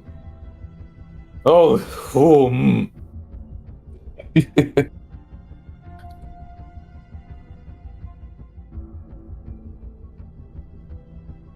You then walk up to what looks like an altar with a bow sitting on it. As you see what looks like this little woodland creature in just the nicest little clothes sitting at the steps, rocking back and forth. Little wooden creature in a boat. Brennan, this is another setup of a Game Grumps moment. Well, hold on. Please. They seem to just be rocking back and forth, murmuring to themselves. Like legit traumatized about something? They look traumatized. Oh, okay.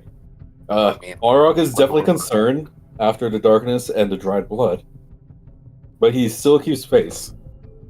So he walks up to the little creature and says, "Hi ho, merry creature." Oh, whoa. Oh, calm down.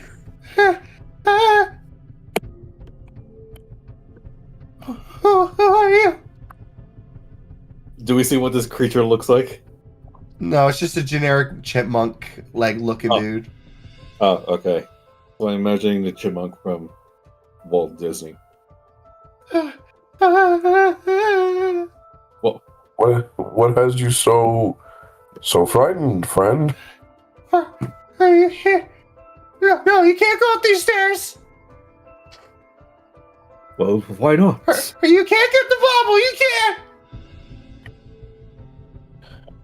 Auroch is desperately trying to keep face because he's literally he's every inch of his body is trying to say, "Oh God, something is actually wrong here." But it's, to keep up with the whimsy, he was like, "Do not worry, little chipmunk." Or, better yet, what is your name?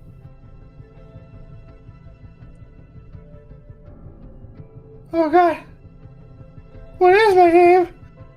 Oh no. Well, while you figure that out, I'm gonna just move past him. You see as they grab your leg and say, "You can't go up there!" I'm gonna keep walking. What the hell is wrong with you? I slap my hand on Finley's shoulder and say, "Wait. Just wait. Just chill out." No. And then, okay, I pick up Finley and wrap them in my ice creamy arms, binding them. Finley, do you not want to be wrapped up? I do not want to be wrapped up. Ardarok, make me an athletics. Finley, make me a athletics or acrobatics.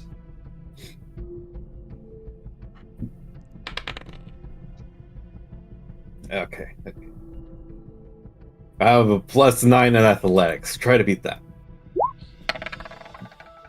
Holy fuck. Ah! I got a Even- 17. Even though I'm mostly made out of melted ice cream, that graham cracker. You also have a luck point if you want to even try. Can I actually... Give me just a moment. I'm all metal, right? Yes. Okay. Can I heat metal on my body? Oh, are you trying to kill me? Actually, I think by the laws of what I have established, Ardarok, you legit can't hold Finley anymore. You go to grab Finley and you manage to pull Finley in. As Saldo, you see Finley just like burst into flames for a second as Ardarok arms just melt. As Finley just actually continues hurt. walking. Ardarok, you take 2d8 fire damage. What? You Do I have to roll? I rolled for it. You take 12 fire damage. Well, oh my god! As Asaldo, you watch all this happen as Finley just keeps going up. As you see this chipmunk crying. Finley, seriously, just stop for 1 minute, please, I swear to God. Why would they? Let them continue the adventure. You shush! Hold on. Why shouldn't we go up there to the bauble, little guy. It's gonna happen again! What's going to happen again? The nightmares are gonna come out! I pick up the little chipmunk friend by my hand, like by my semi-stable hands, and say, "Just don't worry, we're heroes. This is our job." By any chance, Then you go grab the bow. Can I roll persuasion at least to calm down this little? I feel like there's no persuasion to be had with heat metal on Finley. ice cream, man. Yeah, no, not on Finley right now. That's it. Hey, I will ask you this, Finley. Do you think a persuasion could stop Finley right now? Any amount of persuasion, What do you? because you would make the DC. What are you trying to persuade me for? Why should I stop? Why should I? I've stopped so many times. We've taken the train literally stopped, and I took a fucking walk around this place. What in good Kellenvor's fucking name would make me stop right now? Because all those other times, it was something I've already said this a dozen times, but it's always something whimsical and fairy tale like, mainly childlike. This feels different. Like this isn't part of the story. As if something changed and something very wrong is about to happen. Let's just take this step by step. You have 10 We will minutes. Okay. I grab 10 minutes Saldo. and I'm touching this bow. I grab Saldo, and we inspect the bow from a great distance. Like, at a relatively safe distance. Relatively safe distance. It is up on an altar, so you would need to walk up to it.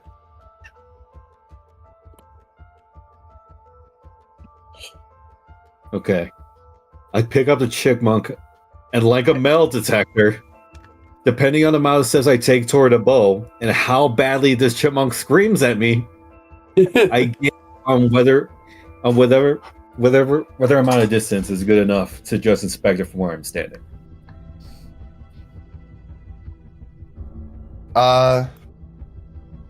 Make me an investigation check. Salder, are you helping? Yes. Make it with advantage. 14.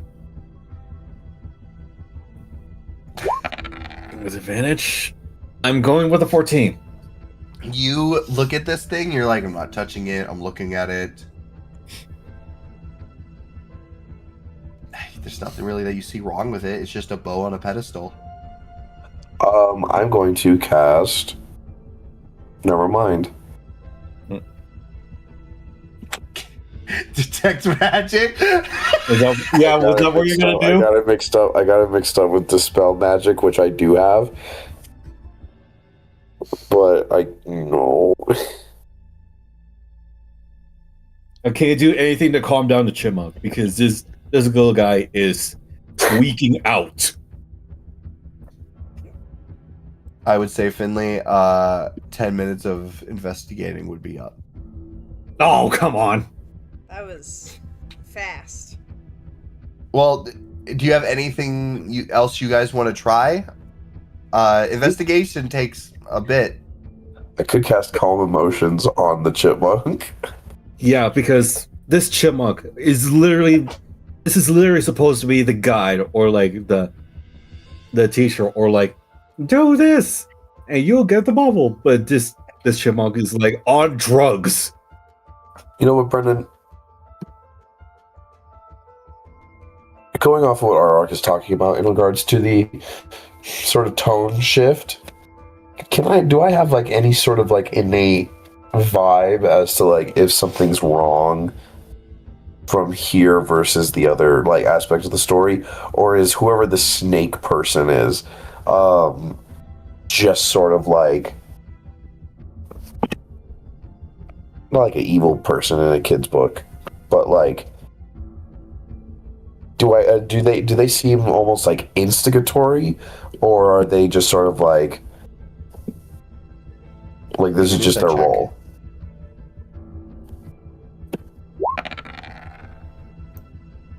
$24. Oh, From based off of everything else, you've never seen anything that looked this scary, per se, in this. So it could be something weird.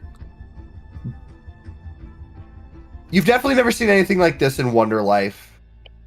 Yeah. Based off of this person, I would say they are acting very pushy for somebody who is a part of Wonderlife. mm-hmm. Like a part of the story. Like, you've seen everybody kind of be like, come, traveler, have your adventure. But this one is like, the fuck are you doing here?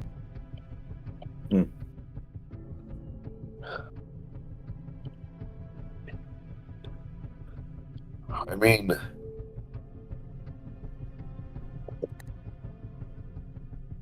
Finley, I'm on your side in the sense that we do have to. We do have to get the bauble anyways. But something is really funky here. I turn I got one last question for you, Chipmunk. When you say that the spookums are going to happen, what do you mean by that? They're gonna appear everywhere! What are? The nightmares! What do the nightmares look like? Scary!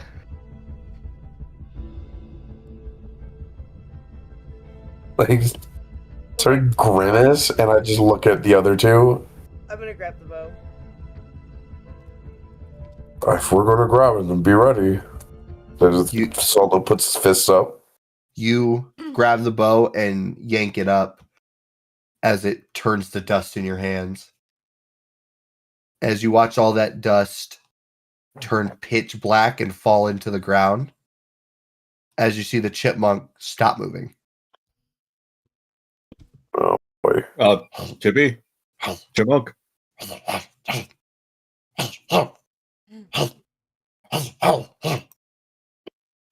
I told you not to touch me.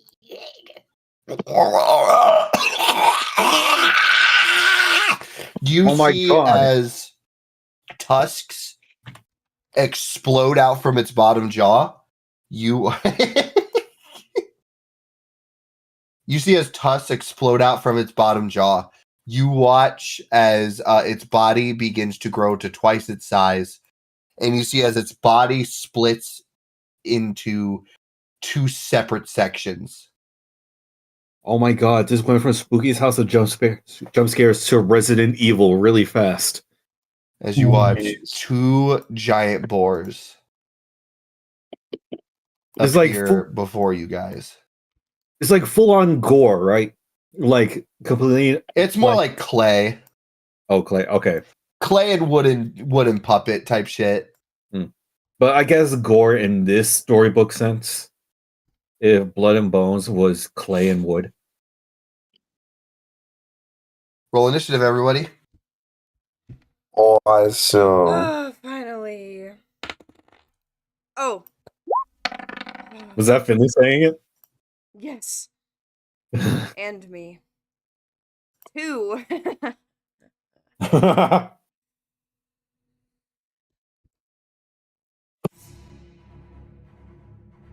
So you got a 2? Yes. What the hell? Well, it's not every day I get the highest initiative.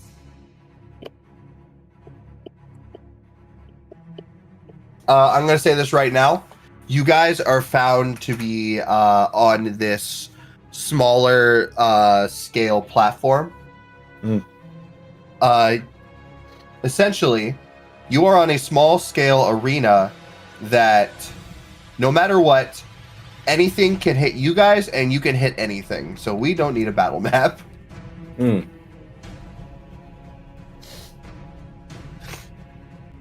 All right.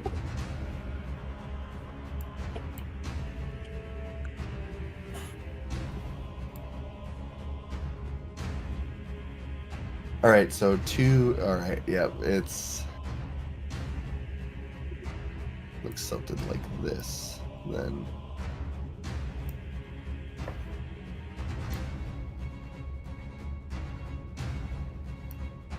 there we go. All right, the boars begin the first round. Hmm. As both of them, one's going to attack Finley, one's going to attack Arterock. Mm.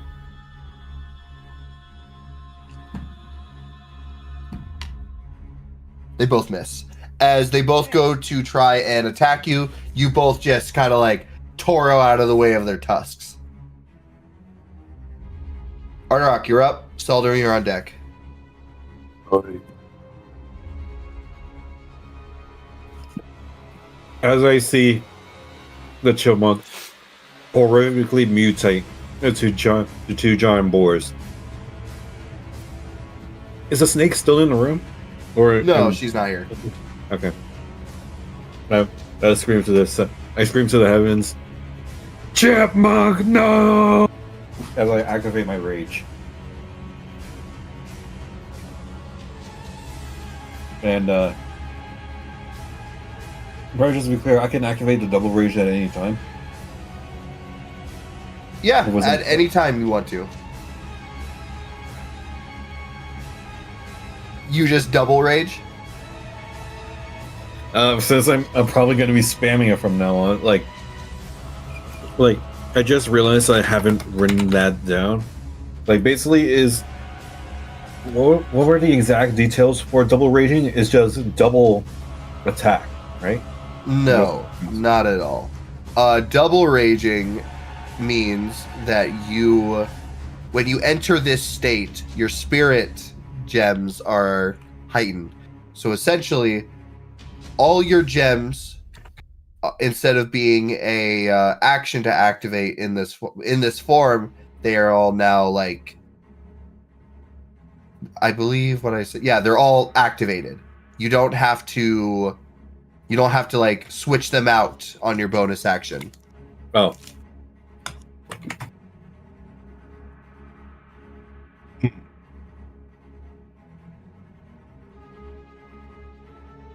Before they needed an action to activate each, but now they activate unanimously.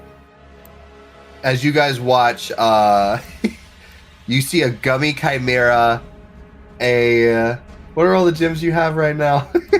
It's Oh, you're so right. I didn't realize. it's Chalk and Time Lou.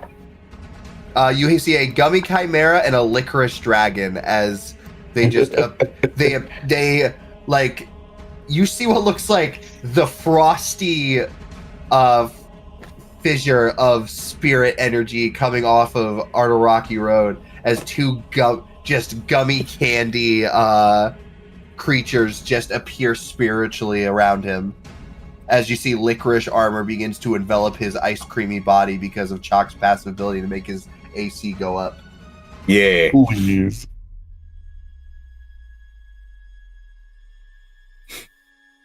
All right, you double rage, which is a action.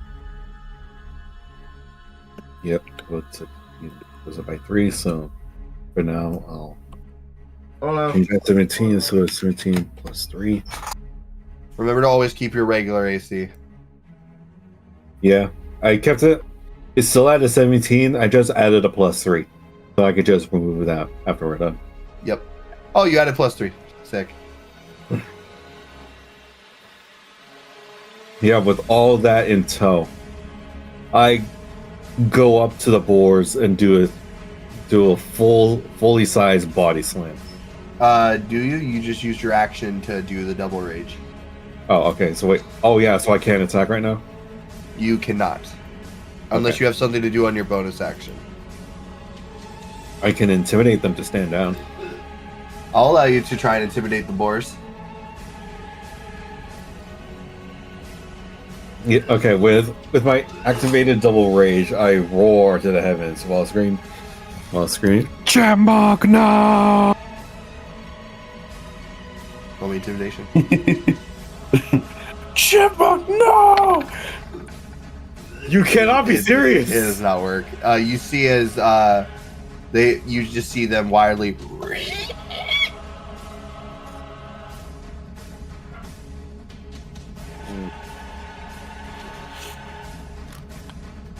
Okay, in which case that's pretty much it.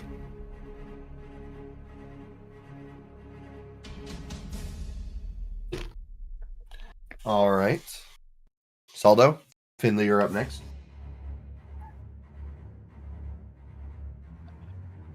So, give me another view of what exactly is around us right now. It's the chipmunk, and then Nope, 2 boars. The chipmunk has playfully and almost doll-like been turned into 2 giant boars. Ah, I see.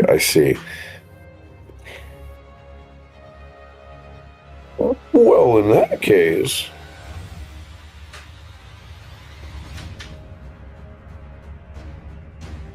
all right. Here's what I do. I cast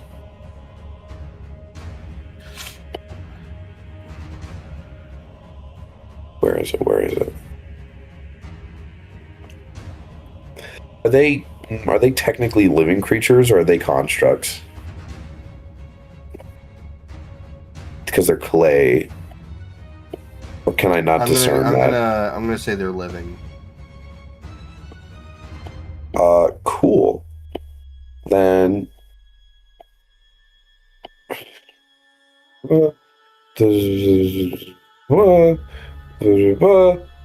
awesome. Then I see this happen, and I go, I don't think so. I cast Anti-Life Shell, and basically I make a very vegetable-y barrier between us and you see a pot of potato stew surrounds you. And basically, if it's a living creature, it surrounds all of us, because I'm imagining the 3 of us are standing together, right? Yeah. 10-foot radius. So barrier lasts for an hour. Barrier prevents affected creature from passing or reaching through. Affected creature can cast spells. So, yep. They physically cannot reach us now. But if we want to shoot anything at them, we can. Cool. And then I guess I'll... And nothing at all can enter. Attacks can go through if they're shooting something, but no creatures can pass. This is basically like fuck you melee, the spell.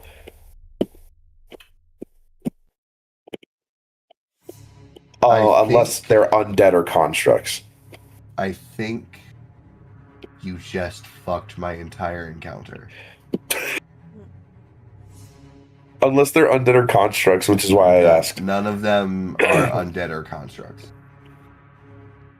So, as this happens, Ardorak goes like, "Raw!" Saldo does this, and a force field. You said it was like potato soup. I'm imagining it's like one massive potato, but it's like you can kind of see through it, right? Like imagine where the inside of a potato. And they're just like dogs, like on the outside of like a glass door, just like. I imagine you guys are going to be like continuously attacking. Yeah. While we're doing that, it's like, what happened to the bow? Finley, I thought you had it. What happened to it? Just casually, just like shooting outside of the potato. And it lasts 1 hour, and there's no it. Yep, nope. I can't do anything. Yep. Did Yep, nope. I can't fight you guys. Yep, this entire encounter's over. Oh my god, the big. So you guys watch eventually as you take down these boars. They become giant scorpions. As you take down the giant scorpions, they eventually become giant monkeys. As they take my turn. No, I genuinely can't do anything against this. God damn. And as they eventually destroy the giant monkeys, you guys see as 5 dinosaurs come out of nowhere, and you completely obliterate them as well. Congratulations! God damn.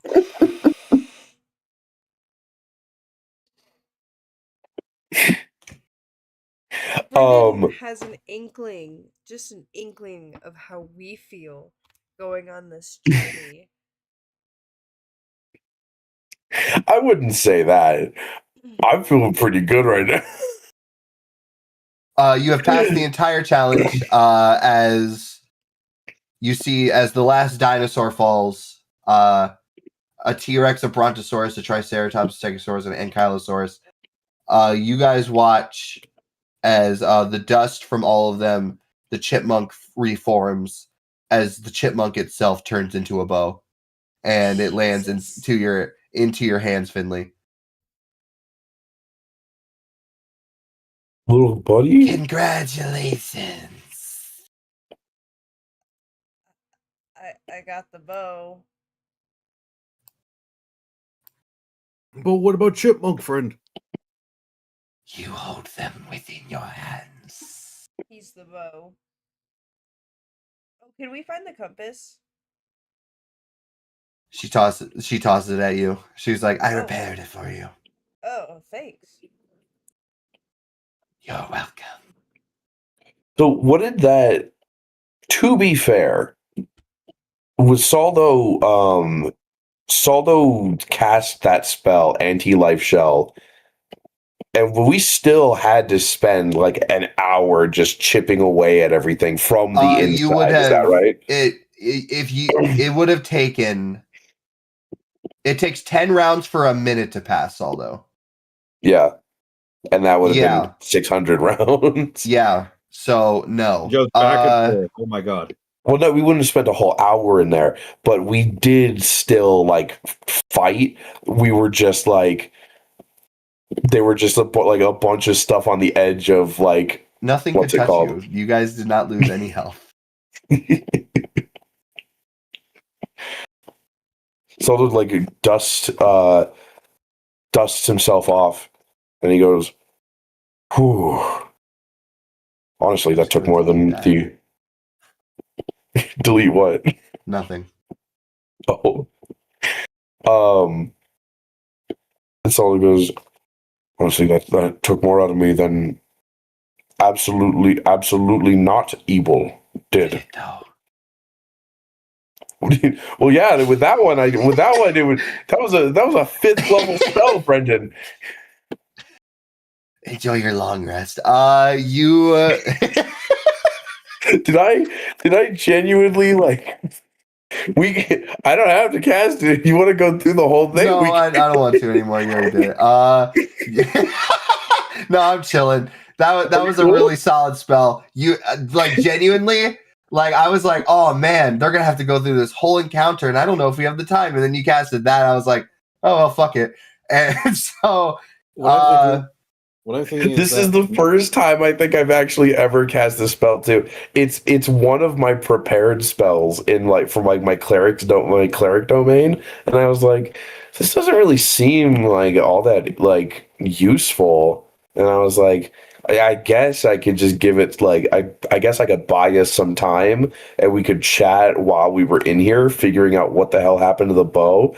But when you described, it's like, wait, no, none of them can hit us. I was like, wait. The only thing is that Finley literally said, oh, thank God, right at the beginning of the fight. So, like, Finley was ready to let out some pent out the grand shit. But then you casted that. So Finley just had to sit in the corner and wait until we have to deal with everything? Well, two things. There are no corners in a circle. But two, No, okay. Okay, Two. Buster Brown. but two, I mean, to be fair, we literally just fucking trounced them. Keep in mind, we fought boars, dinosaurs, Giant monkeys, Monkeys, scorpions. scorpions. There was like a fourth round of something, right? Brendan It was looking at giant his pork. list of stuff that we didn't. It was get to. the boars, two then giant something, boars, and then it was 3 giant monkeys, and then it was scorpions, dinosaurs. We still had to fight all those things. So if anything, it actually might have been more cathartic to like just wail on something without being hit in return. Oh, yeah, but Yeah, no, that's I not will say fun, this. though. I mean, You guys essentially just tell went me. through. How do both you and Finley feel about the fact that you're just like, fuck you, blah, blah, blah, blah, blah, and like you couldn't have gotten hit? Well, as Odorok, he would be a bit relieved that like things won't be much of an annoyance, but like me as a player, come on, man, that would have been a lot more fun if we went through the whole fight. I didn't know No. We're not gonna shame Saldo for making a choice he would have made. We're not gonna do that. Oh yeah, no, like that's a really handy spell. Like speaking of which, Arok would like follow up at the end of the fight and say, "You have that in your back pocket."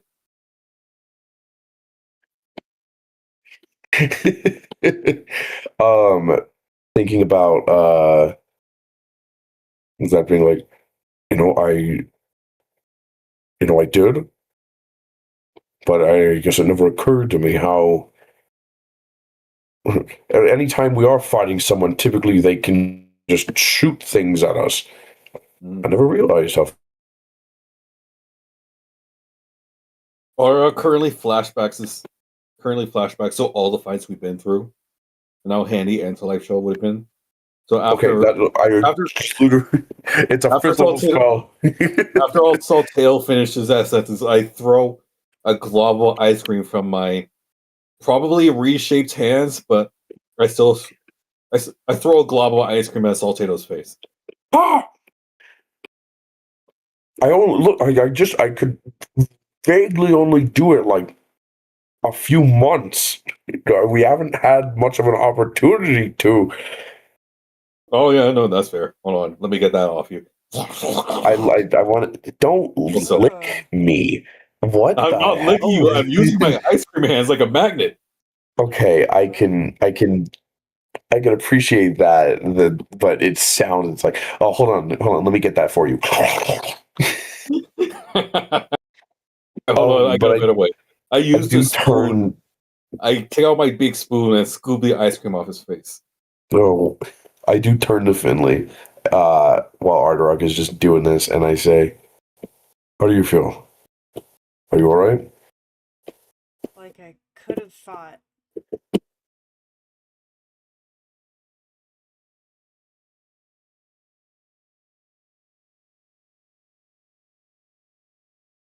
Hello? Oh, hello.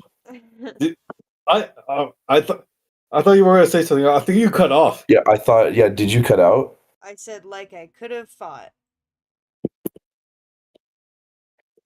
Oh, I see. Could have thought. I did. Oh, okay. I thought I heard thought, like THOUGHT.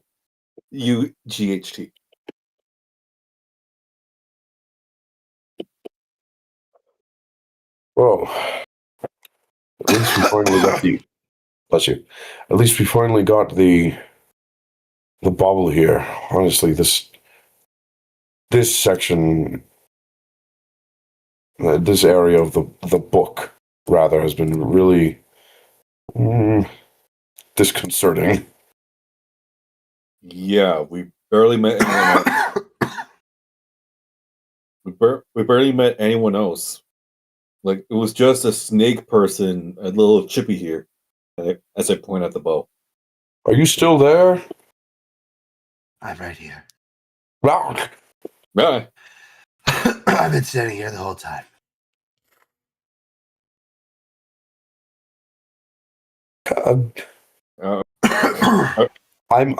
Me as a player, I'm disconcerted with the fact that we don't have like a visual aid for this snake.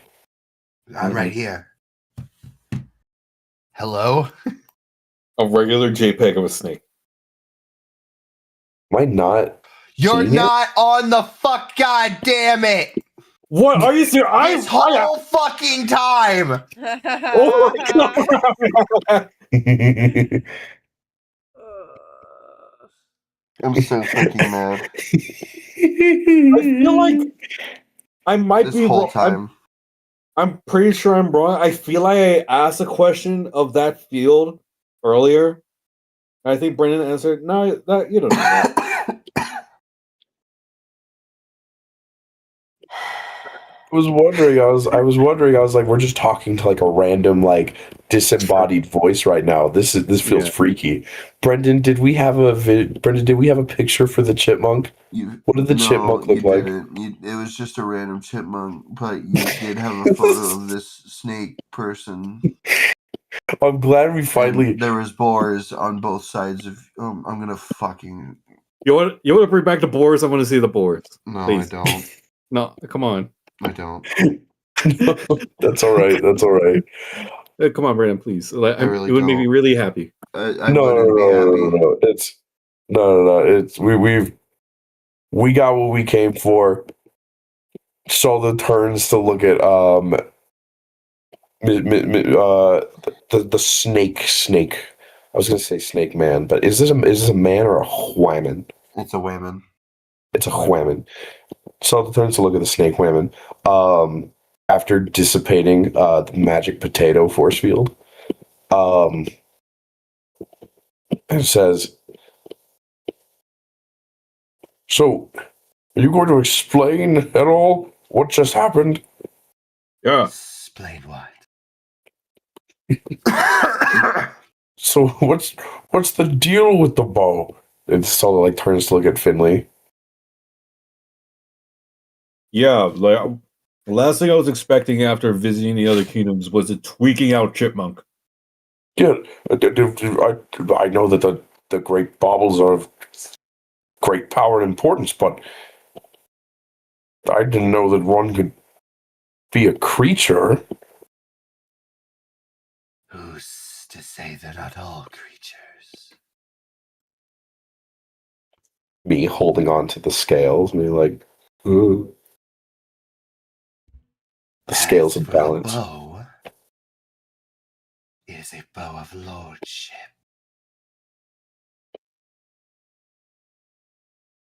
You now command the arrow of spookums. The arrow of spookums. I wonder what that means. When you hit What an does it do? individual with this arrow, you will now be their lord. Okay, a little weird. That's something. Hold on. So you're telling me Solo immediately stops, but like is thinking. It's like that's like As long That's as a they lot. are an inhabitant of Wonderlife,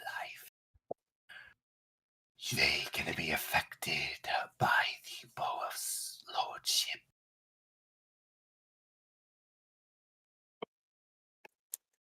that's something indeed.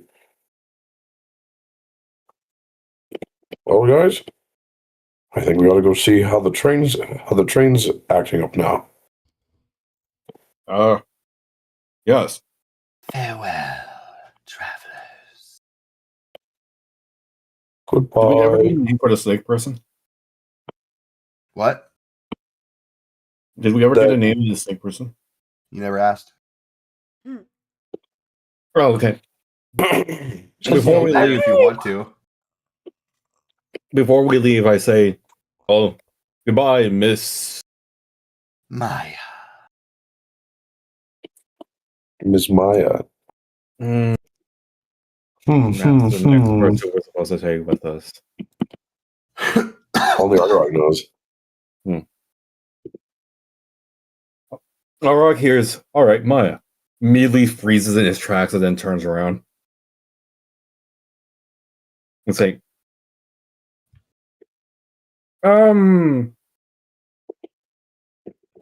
okay. I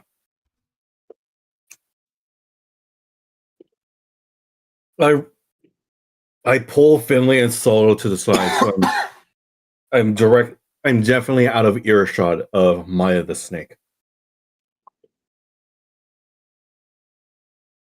All right. Okay, so here's the thing.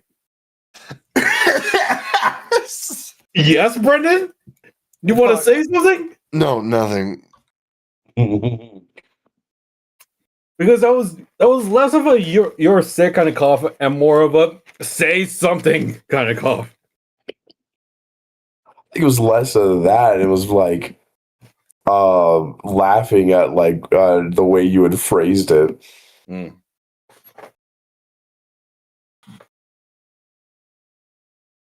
Okay, hold on.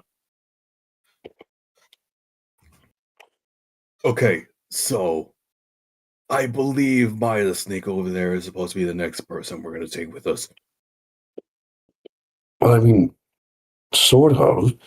I mean, all the ones that have had names similar to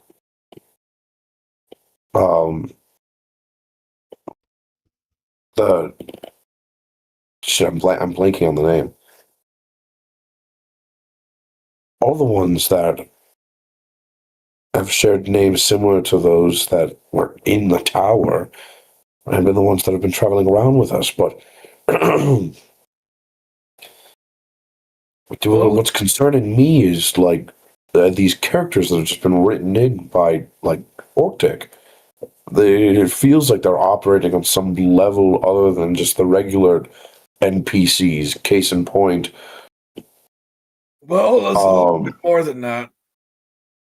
What do you mean? Okay, so earlier, while everyone was doing their thing back in the cloud of Whimsy, I went to look for Sova to invite her to the train. I remember. Yeah. And I kind of eavesdropped on Kelenvar and Artie talking to Sofa. And they're fully aware. They're fully aware during the story might be actually them. What? Shush! And you didn't think to tell us this sooner? I was trying to find the right moment. The right. Oh. I throw a glob of ice cream at Finley's mouth to shut them up. I heat metal again and I touch his arm. Good. Okay, look. I was still wrapping my head around the whole thing. But apparently they're in some kind of time loop thing where the time is the duration of the book. And from the looks of it, they're just trying to get us through the story. And if we're not satisfied or we mess something up, the story repeats. And supposedly they've been stuck in this place for years on end.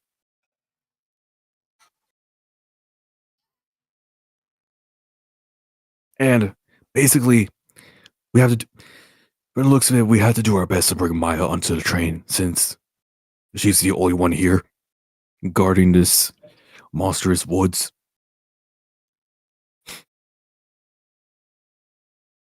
You're saying that the story doesn't go right, then it repeats.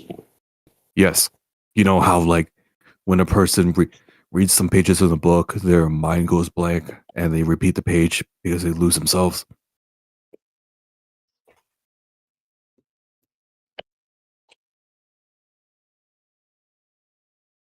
You're not insinuating. The Orctic in the real world said that there were two people who were stuck in here. But you're saying that that not only three people had this whole conversation, but that Maya also might be one of them. If that's it can't be that these are all them, the actual ones. Yeah, I'm confused too. Like, I only eavesdropped a portion of what they were saying. I literally can't walk up to them and say, "Hey, repeat that again." Like, That's fair. yeah. So, if all else, no matter what, we need to finish the story. Tell us something we don't know. Okay, well, yeah. Now that you mention it, but like, Sometimes I dream that I'm not a cow, but I'm instead a horse. thank you. He Solo, walks what? away. That was me talking as Arterock. Okay, whatever. Whatever. Actually, a horse centaur, horse man instead of a minotaur, a horse centaur would seem pretty cool. Except that's What? never mind. Okay, basically, we just need to convince Maya to get on a train because I don't know why, but it feels like Maya is determined to stay here.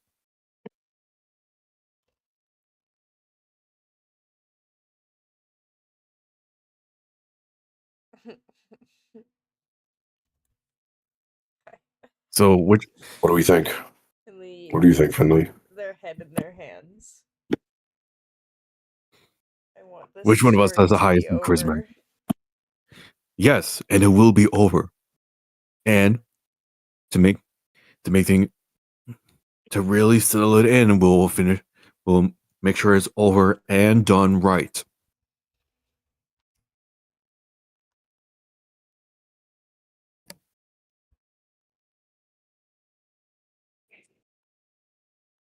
I mean, if that's what you think, this entire book is getting more and more complicated as time goes on.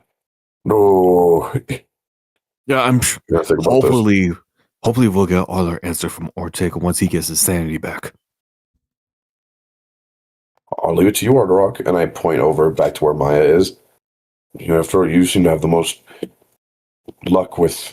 I mean, you had the most luck with the others. So I don't know if I'll get that good of a chance again. So I may need a little help. Like you see, Saldo, I rolled a natural 20. That's not gonna happen again. please.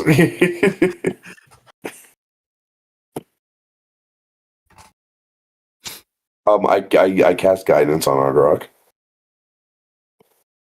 Wow. All right. Wow.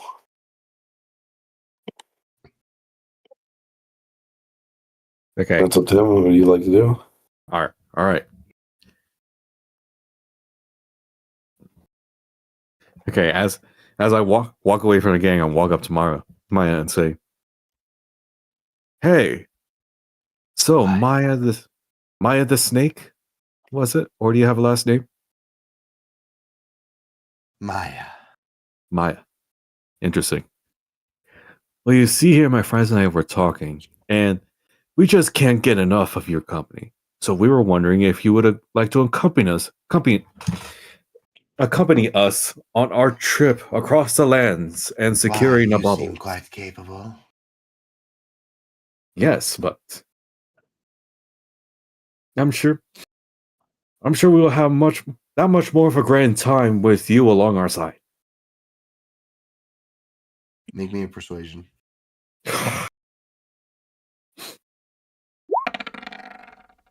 Fuck my story. Fuck anything I want to write. Way. No fucking Oh way. my god! Hey, Arterock, you still got guidance on you. I can't move the panels correctly. I can't make an encounter correctly. I can't control the dice. You did not make the encounter correctly. I should just write a book. I'm gonna call it Wonderlife. Please, Brenda, you did not make the countering correctly. No. It's not your fault. I fucking blindsided you. You hear the cheerings of the forest. Hundreds of chipmunks saying, "Yay!" I shall join you on your quest. You all float back up to the train. No, I'm kidding. Twins. On a fucking flagic fine carpet. You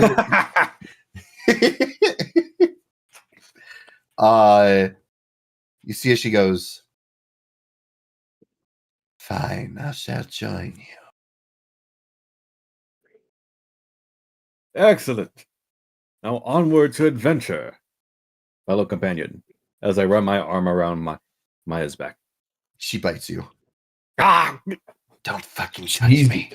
Jesus. Duly noted. Oh, venom.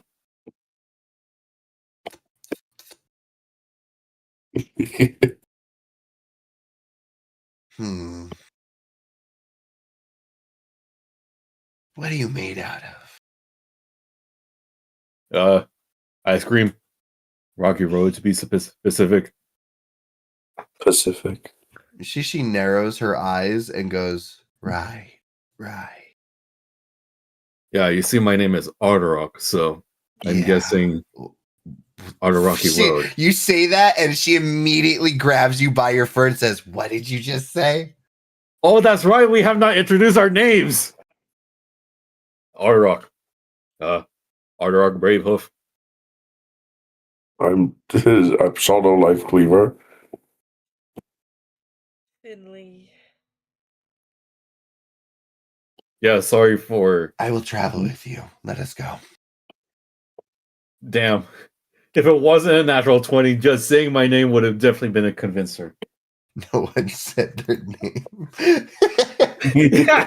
Oh my god. We were genuinely we were like trying to deal with what the fuck was going on and like blasting through this segment.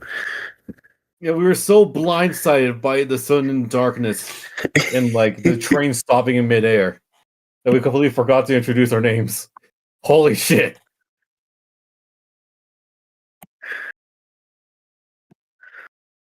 Oh man.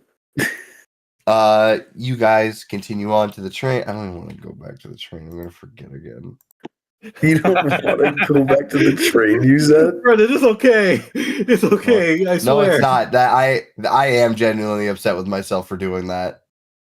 Brendan. I fully ruined that whole scene by No, it's not ruined. You did not ruin the scene, Brendan. it really wasn't. It just really added something. You can make me feel better, but I'm gonna fight with Skylar about this later. Why are you fighting Skylar? What did he do? It's a meme. I will say, Brendan, I thought it was a deliberate choice because I was like, oh man, we're not even getting like a view of what it is we're talking about. And so it was spooky. It was spookier to me because I was like, we just don't even know who the fuck is talking. This is just some like fucking like voice that is like coming from the forest. I'm glad you all feel this way. I'm going to fight with Skylar. You guys all climb up these ladders as you see Maya just slither up it like a corkscrew. She's getting up there way faster than we were. Ladder, I say, sorry about the dried ice cream. It's a little bit sticky. I kind of got excited and slid down on this thing. I got a little excited. You guys eventually climb back upwards as you see all of them. You see these three talking to Lucky for a moment as you hear, "Look, I don't know what you're... Hey, look, they're back!" Oh, it was a little weird and spooky, I'll tell you that. Hello there. And we made a friend. Oh my, a new friend! You see as the entire train fucking shakes as you all just get fucking just smacked side to side. And you see as like eventually Lucky just kind of does like this magic circle and it all just stops a moment and he goes, oh, The train must be reacting to the surge in magic. I was gonna say, yeah, it's hello, Mickey Mouse. Oh boy! Oh, Wow! wow, the train. I'm sure it must have reacted to the amount of friendship that is on this train. Yes. Well, of course. I mean, this is the most people that ever been on this locomotive. Well, isn't that dandy? And it's a good thing, too. I just got it working again. Now, Nice. though, unfortunately, I don't know where our next stop is. What do you mean? Excuse me? What? Oh, he did say that, didn't he? The only place I don't know how to get to is the island kingdom of isolation. Yeah, that might be That's why we have our handy compass to guide the way. That's right. Why does he sound like that? Whatever do you What? mean? Why your clothes off? Different voice, meow. Yeah, that's right. Different voice, meowth. Excuse me. Yeah, Actually, you hear Lucky go, why did voice change? What voice in the carpet? Actually, though, you mentioned it. Arrow. All right. Let us continue this adventure. Were you saying something, Max? No, I Okay. I've not said a word. Would you like to say a word? Nope. Okay. Periwinkle. I feel like it would have been something along the lines of "Let's go." I don't have anything else. Yeah, Saul doesn't have anything else either. Well then, we'll just follow the compass to the island of isolation. Yay. Why did he? My throat. Don't die, man. And you guys see as the train continues forward. Come on.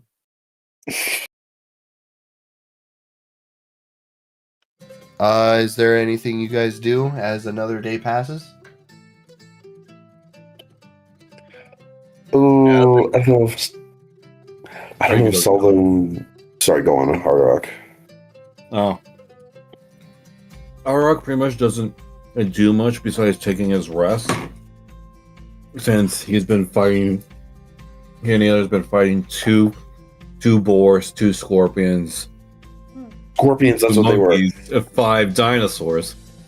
He's just taking his rest while slowly eavesdropping on now the new 4 friends talking with each other, if they are. You attempt to eavesdrop on them? Not fully eavesdropping. Not like I'm fully listening in. I'm just resting while picking up a few words here and there. You would notice that as soon as Maya gets on the train, none of them are ever in the same room together. Interesting.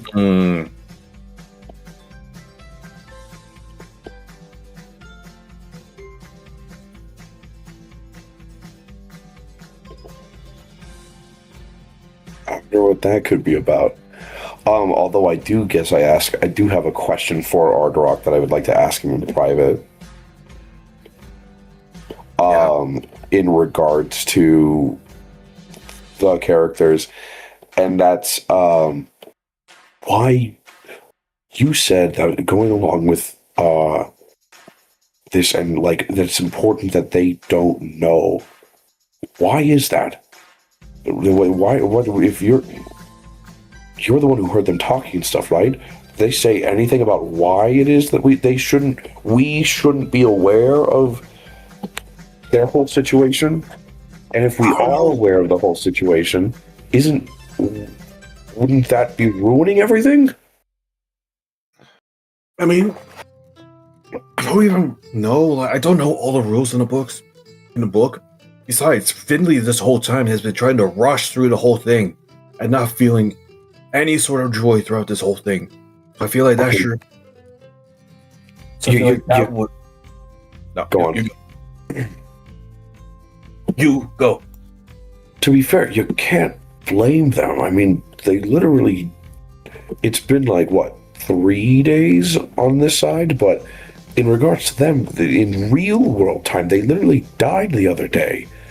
Like, I spoke to them as much as I could, but it's like, that's still going to take time. Yeah, I figured. It's just I'm still trying to figure it out as we go along. All they're saying is we shouldn't know too much about what's going on in the behind the scenes or the whole thing resets. That's as far as I heard.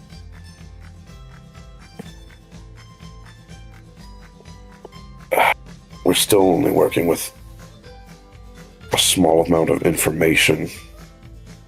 Yeah, but some small things are as good as any. Besides, I know they mentioned Maya the last time in the previous kingdom, so there's definitely something that got them all stuck in here. Like, believe me when I say this, Artie was talking in full sentences.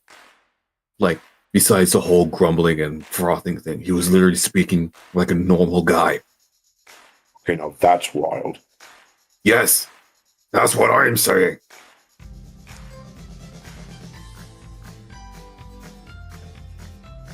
Oh. Yeah, Saul's yeah. pinching the bridge of his nose. Saul's like putting both of his hands where his temples are and just like rubbing them together. Yeah, and Kinavar was trying to convince Sofa to get on the train. And Sofa, that after hearing them, her actual name is Pua, she was not all jazzed up. Then right at the She end would of our be. little journey back at Whimsy.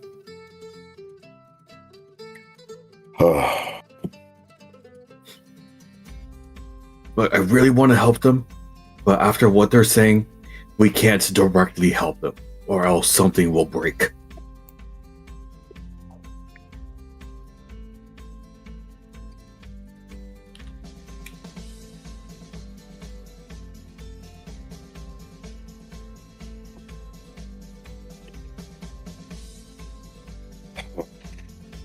Saul's just contemplating. He's thinking.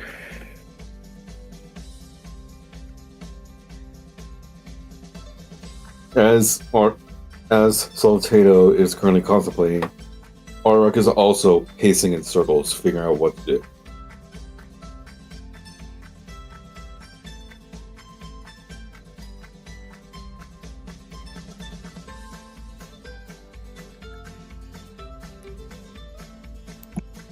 Is there anything else you guys do besides just? The last thing Arak would say is, if all else, the last thing, I believe all the answers to our questions is over at the island of isolation. And I really Cool. hope to figure something out over there. But we still have to bring them all the baubles back to the capital city, so That is true. You don't have to bring him back there. You have to bring him to the center of Wonderlife where they belong. right. For some reason I thought that they were the same place. But okay.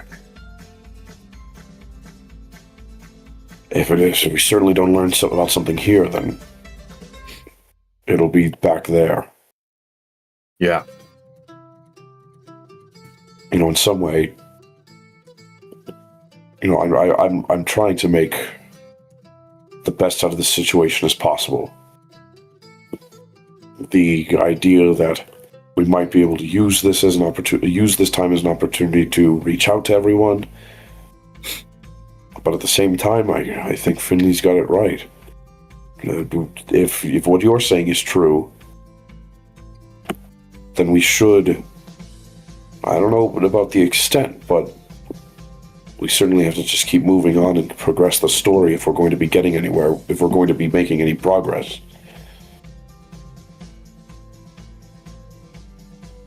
I hope that we do make it to the island of isolation, and we do finally start to get a better grasp of some answers. Did they say anything about where Ortic was during all this?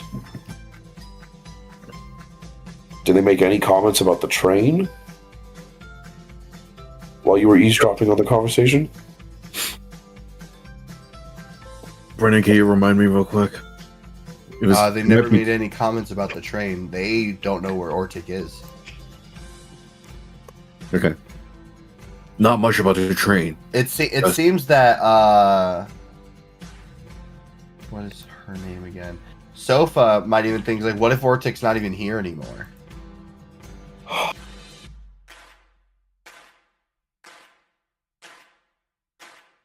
Okay, Arok is remembering, and it says, well, not much about the train. Just Sofa / Pua said something about Ortic not being here anymore.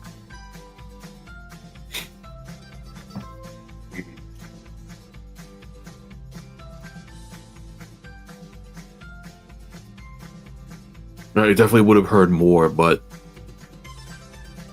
a wall of candy brittle just fell right next to me. Well, coming from my perspective, it sure as hell seems that Ortic is the train. So it almost seems as like they also don't know, aren't aware of all the goings-ons here. So, I mean, personally, I'd like to just be upfront and have a conversation with them in regards to they don't know everything, we don't know everything, help each other out as much as we can.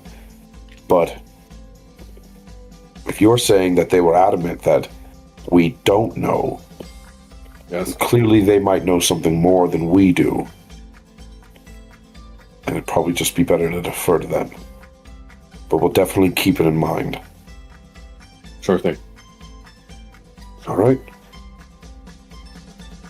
Solid does not have anything that he would like to do at the moment. Finley, you begin to look. You continuously watch the compass, I imagine, right? Yeah. As you do, you see the compass. We are drawing.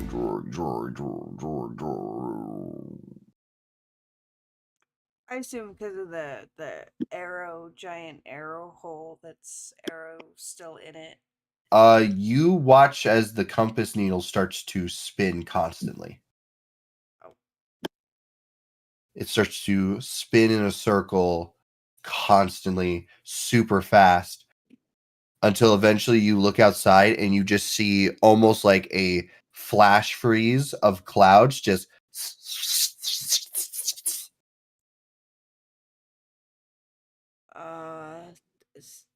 Stormhead? Something happens? I don't know. Yeah.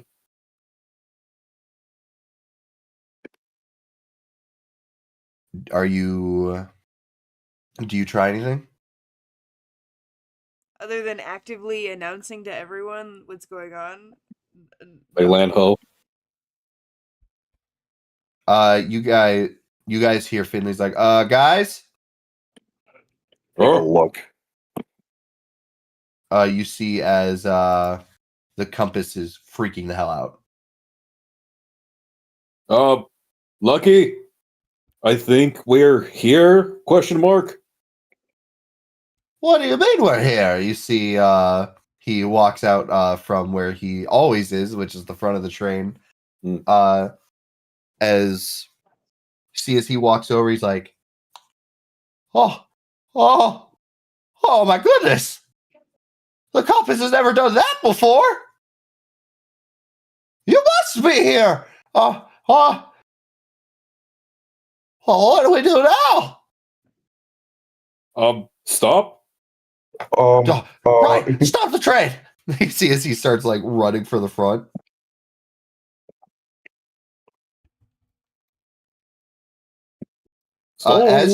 As he runs towards the front, you guys feel everything stop. Oh, And you feel glowing on all your persons. new feeling.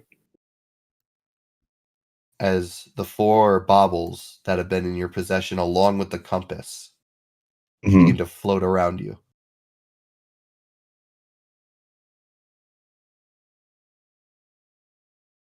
I don't know if this is supposed to happen, but something's happening. Where do you wish to go? I look around to the others. Then I look back to whatever voice that said that. And say, to the island of isolation. You have entered the Wonderlife Triangle. You have gathered all 4 baubles in order. And you have protected the compass.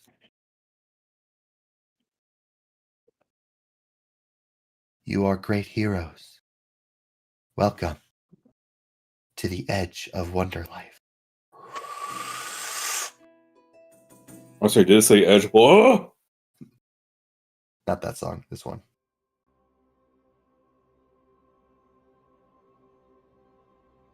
You guys find yourself on an island.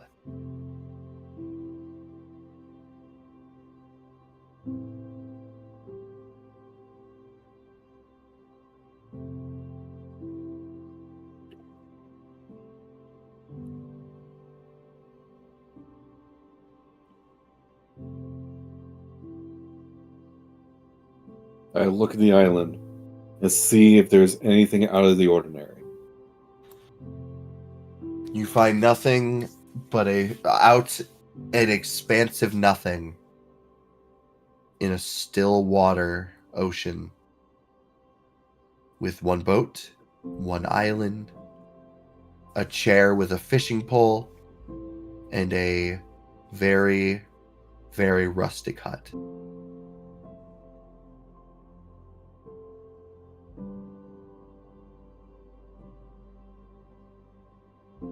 I look to the other. Sorry, go on. No, you go. Does this look sort of familiar to sort of like the island that the actual tower is on? It does. All except for the small house. Or hut, I should say. It's not really as big as a house, but it is bigger than like a bunch of tents, I would say. It's like a tavern. Uh-huh.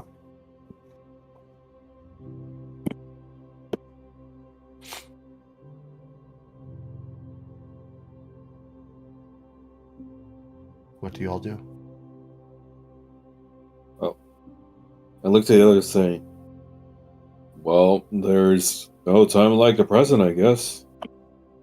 And I call out to the other 4, our little Wonderlife friends, and say, You we're guys here are at the alone. island. You guys are alone. Oh, they're not here? There's a bright flash of light, and you guys are all alone. Oh. Oh, there's no time like the present. And I go to the cottage. As you enter the cottage, you are immediately flashed with a flashbang of light. As you're like, ah! You guys see as Arderock disappears before your eyes into the cottage of bright light. Turn and I look at Finley and I just go, huh? Arderock, what you see as you enter is non-ice cream hands. Jesus Christ. My Look hands. around at a steampunk laboratory.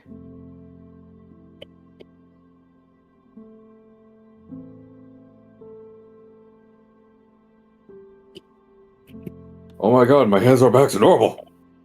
I'm not ice cream anymore. I You think. hear that echo through the door of Arderok's voice, you two.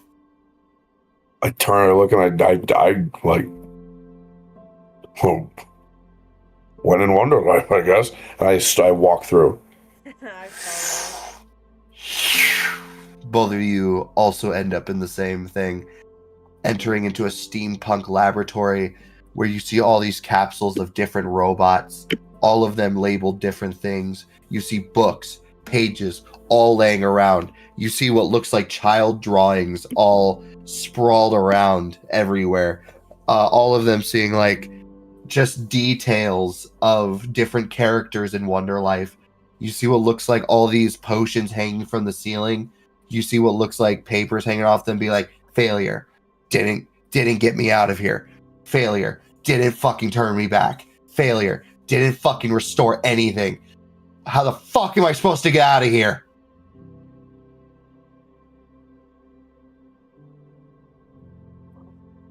Uruk calls out to the cottage, expecting a sunken fencer.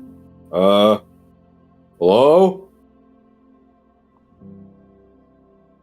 You get Anyone nothing. here?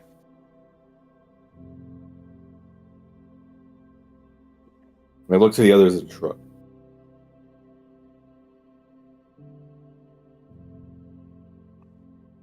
Guess we kind of just walk around. I believe that's the only thing to do. You Suppose. guys walk around. Yeah, exploring. I feel like I don't need to make you guys make investigation checks because there's not much here that is hidden. Everything is kind of open. Everything is kind of a mess as well. Arderok, you're kind of like walking by these robots, hand tracing, as you see one of them is empty. Arderok Mark IV, it says at the very top.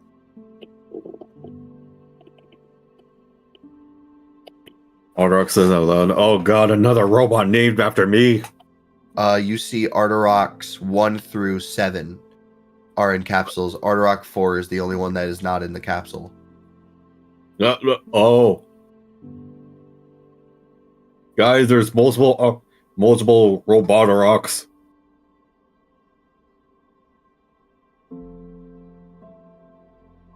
Saldo, you are tracing all of these books laying around on the floor. You kind of go through them and you see it is diaries, notes from an individual that seems to be trailings like day 1 of isolation in Wonderlife.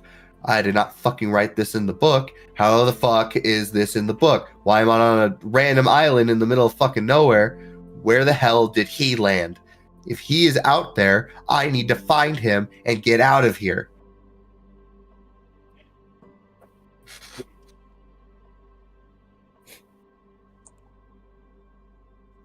Any indication of who might have written this? That is where we go to Finley. Finley, you are walking around and you're like, what is all this stuff? As you are an inventor, you would be able to know where the nooks and crannies of a lab are.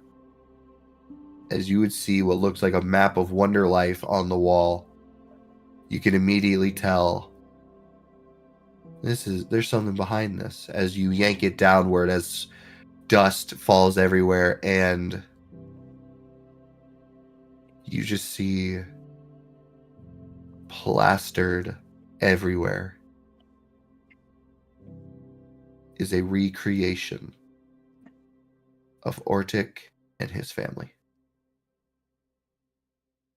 Ortic, Pua, Jinx, and Oban, as it just is written everywhere around them. I will get back home to you. Do it for her. Do it for her. Do it for them, basically. You see all of these like different contraption ideas. All these contraptions named after his best friends. Little bit of scrawling where maybe he might have been going insane.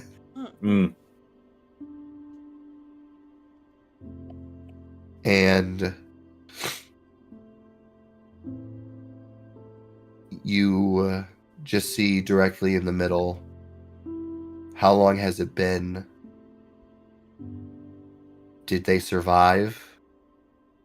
My prison worked. I just wish that they all survived and they got to be happy without me. Maybe this is what I deserve for everything I did.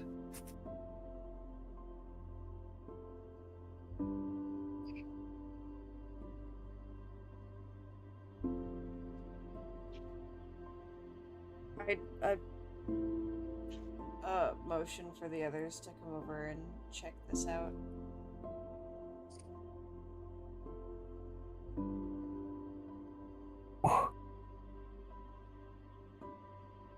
That's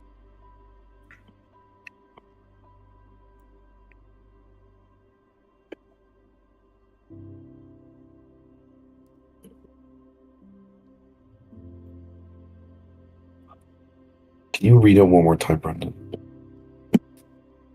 Sure. It says, essentially, I hope I need to get back. I need to make sure they're all right. I need to make I'm glad my prison idea worked. But maybe I deserve this. Maybe they'll be fine without me. Maybe they're alive. Maybe this is what I deserve for everything that I've done. Prison? Is this place supposed to be a prison? I don't know if it's necessarily supposed to be a prison. Sure feels like one. Like talking. Nice one. High five. High five. They did not raise their hand for a high five. I was thinking more low five, but Finley does not but that's move fine. their hand at all for any type of five.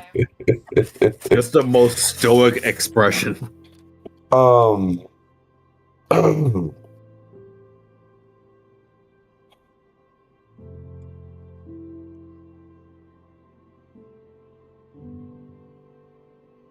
Shoot, I forgot what I was going to say. What was I saying? Soto looks in and says, I don't know if he's just like talking about this or maybe that one area that we had seen where we had found that drow corpse. Well, that's just speculation. The prison island? Yeah. I don't know, maybe.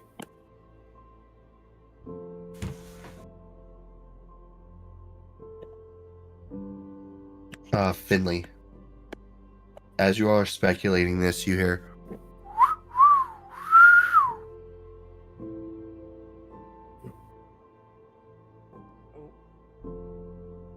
Train.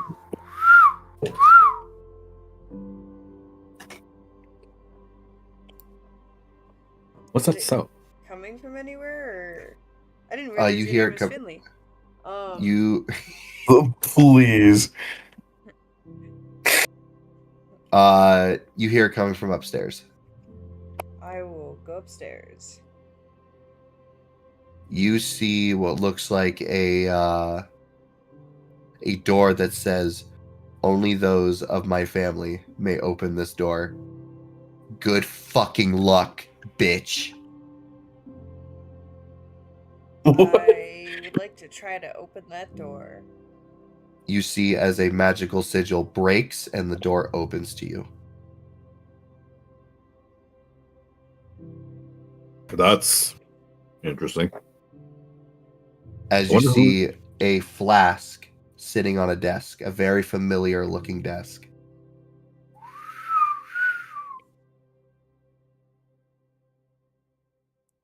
I wonder who this bitch is supposed to I be. will go up to the flask at the desk. Finley, I would like you to make me a perception check real quick.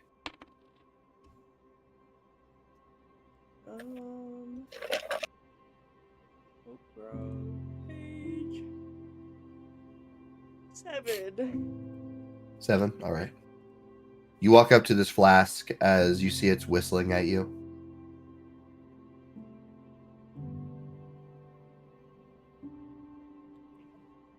I shall pick it up. You pick it up as you immediately feel the flask of curiosity. Oh. Oh. A flask. This flask of curiosity,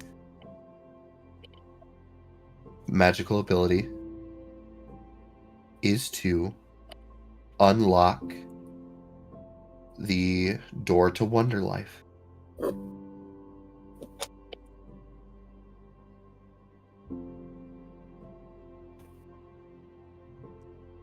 I think I found the key. Like the whole key. Like something to unlock this place. Is that the last bauble, quote unquote? Are you guys going to enter this area as well to follow Finley? Oh yeah, Solo would have been Yeah. like trying to follow Okay. through. Yeah. Can you both make me perception checks as well? Why don't I See- want to follow anymore? To see it barreling towards you. You don't see the sign, you get eviscerated. I was so close to the 20, I got it. Nah, that's what he deserves. No. 2 nat 20s and you finally get a low roll. It's a perception. Yep. Oh, I saw it Just teeter on barely the got floor. the DC. you saw it tilt on the floor, Yep. right? Yep. I You saw it guys walk swirl in like here a- and you're like, so it must be some kind of key. And you look where it was placed, scratched, hurley, under where the flask was. It just says engine.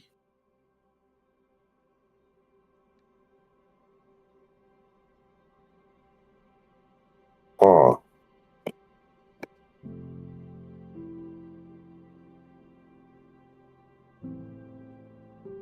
I'd look at Finley and I say, that's not like train engine, is it?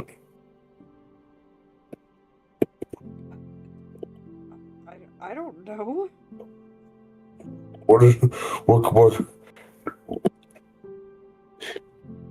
Marty, I'm scared. Marty, I'm scared. Marty, I'm scared.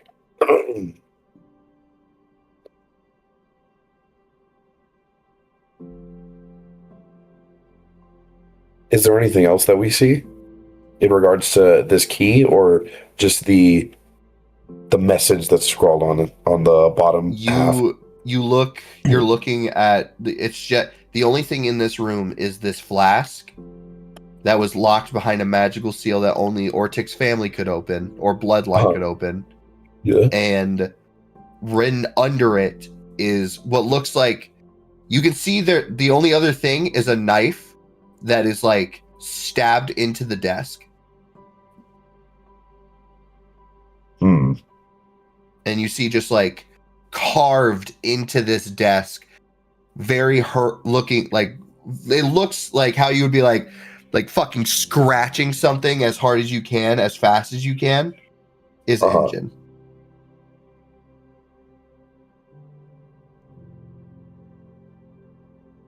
It's probably to the engine in that case.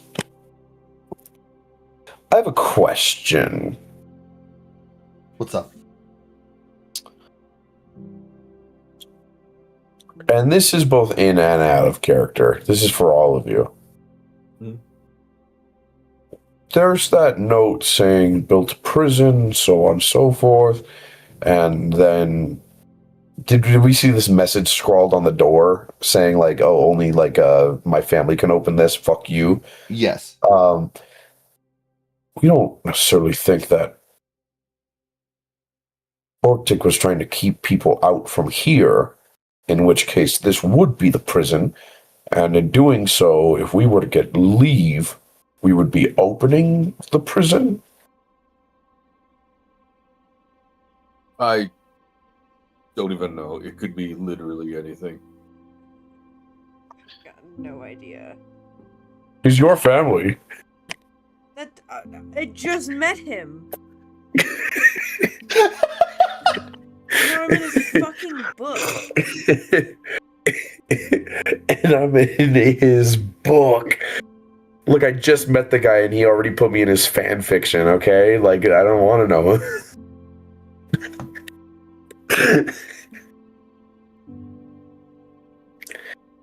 Huh.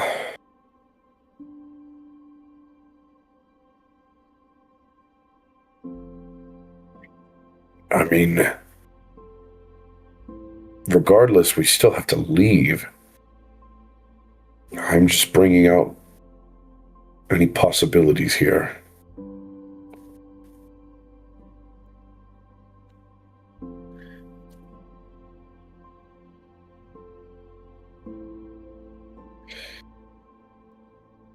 Otherwise, if there's not anything else that looks like one of the great baubles, then I'm guessing this is how we leave.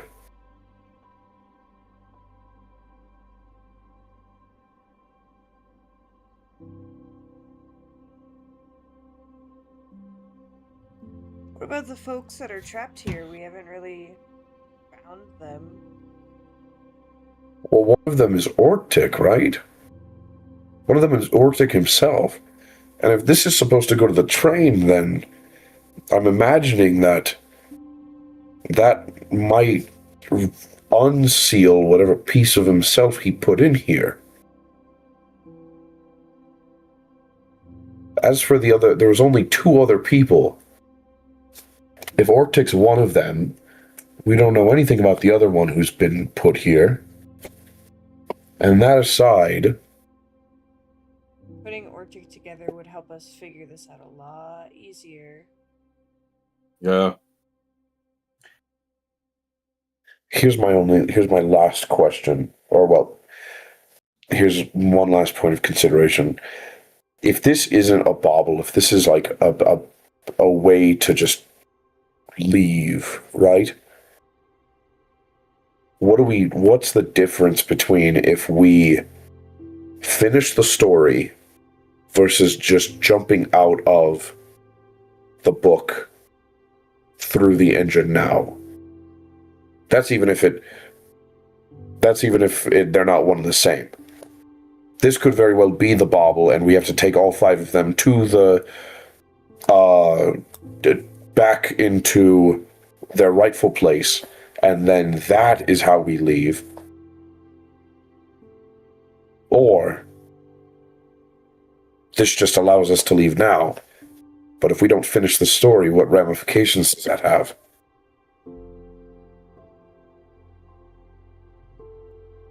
Do we mess something up? Do we leave whoever these people are? And I turn to Arderak, that apparently you're saying they've got full consciousness. Do we just leave them to their fate here? Personally, I really don't want to leave. So leave them stranded here. But we literally don't know what would happen either or, unless we put Ortek back together. Like, he made the place. I'm sure he can take it apart.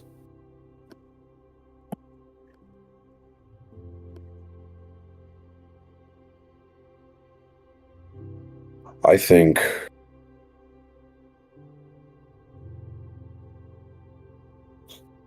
is there anything else in this entire area or location, Brendan? No, it's just this house, the boat, and the small little beach. I think this is it. I think that if we were to, what does it look like to go back to where we came? Like, what does it look like? You don't know. You just appeared here. If we were to, So theoretically, if we wanted to go back, we would like exit out the door ostensibly, or Yes. That's what it seems. I look back at them and I say, I think this is it. I think if we leave here now, we're on the path to close. We're on the path to closing the story. I think that we hold on to this key. If it's the bauble, then all fine. But if it's not, we look for the bauble and try to finish the story properly. But I think that before we leave here, I don't think there's going to be any other time for me to be able to check up on everyone. How do you feel about us staying here for some time while I try to harness some of the magic to basically rectify some of the issues in the real world, to check in on everyone?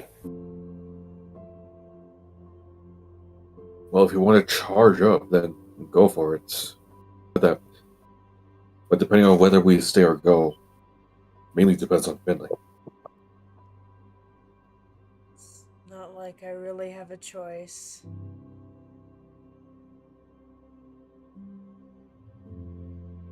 Well, we do. That's why I asked you.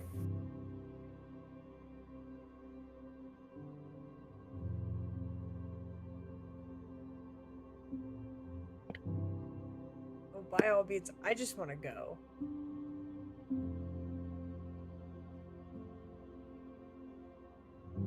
I don't want to be in this world anymore. That's my opinion. Mm-hmm.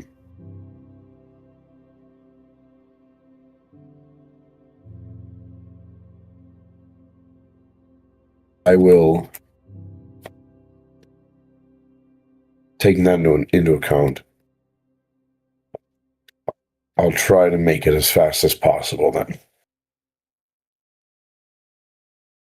Ooh.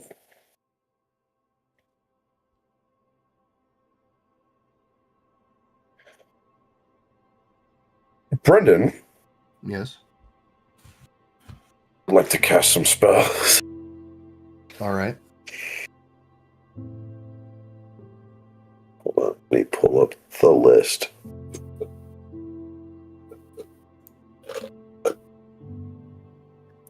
While we're here, there are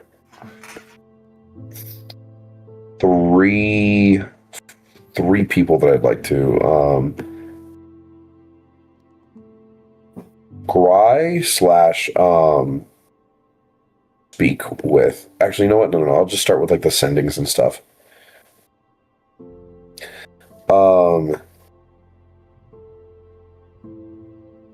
I will let I'm you know this looking- before you try and attempt anything. Sure. You attempt to send something here, Yeah. and your spell fizzles. Okay. Well, there you go. And you would immediately understand you are in an island of isolation. Right. That makes sense. Never mind. I was gonna say, this is not me being No, like, no, you can't. I don't want you to makes do total this. sense. This is Brendan being like, that's the rules of this island. No, that makes total sense. That's fair enough. I turn and look and I say, no, never mind. Oh, no magic? Nope. Okay, let's go then.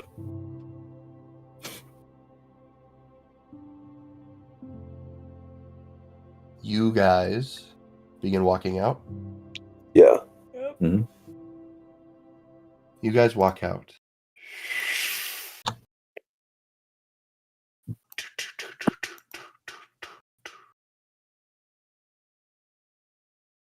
You see Lucky wandering back, being like, "Well, okay, I got the engine stopping. So, what happened?" Did he actually say wow? Yes. Oh my god. We went to the island of isolation.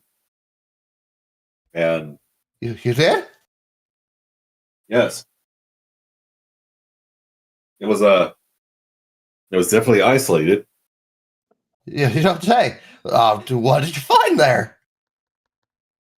Before Arthur continues, does he notice that Lucky sounds a bit nervous, or is that just him? That's how he sounded. Oh, that's just him. Okay. No, that's not. He didn't say that. He said that's how he sounded, which means that's a fucking non-answer that Brendan's giving, a non-committal answer. Oh, I get him. You bastard! I know your game. it was Marco going forward, being like, "Oh, okay," and Solomon being like, "No." I know what God sounds like. In which case, it would be better to not let Lucky know what we found. Well, what did you find while you were there? Oh, we found a bubble. What does the key look like now, actually? It's still a flask. Yeah, see here. Ta-da. Huh.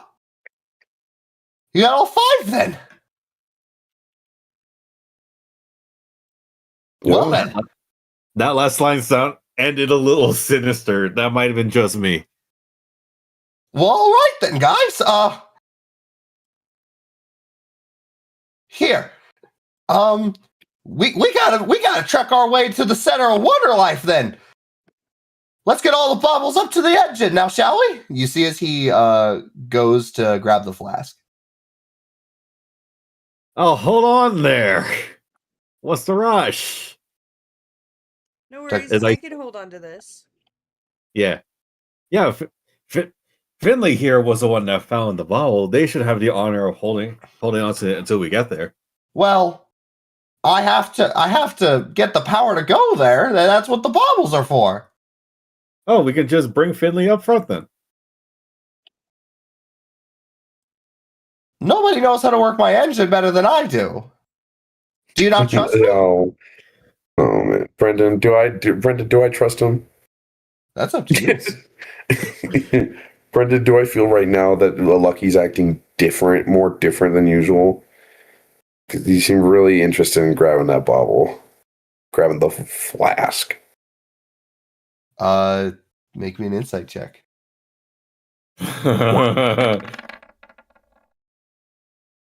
22. It's hard to tell.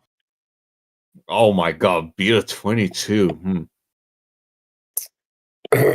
Well, while Saldo is checking on the inside, Arok says, "Well, I see Finley is also a fellow engineer. I'm sure you would be ecstatic to show Finley how things worked around here. Right? Right? Sure. Right? Come along, Finley. I'll show you all that works up front. Sure. Engineers only, though. I don't want you breaking anything up there. Yes, because I'm a melting man of ice cream. Yeah, I promise I won't get anything sticky." You see as he starts walking, as you see an arrow fly past your guys' head and hit the door near Lucky's head. Oh. You see as it was aiming for his skull, his head just tilts to the side as it misses. Oh no! Take a really big step away from him. Oh man.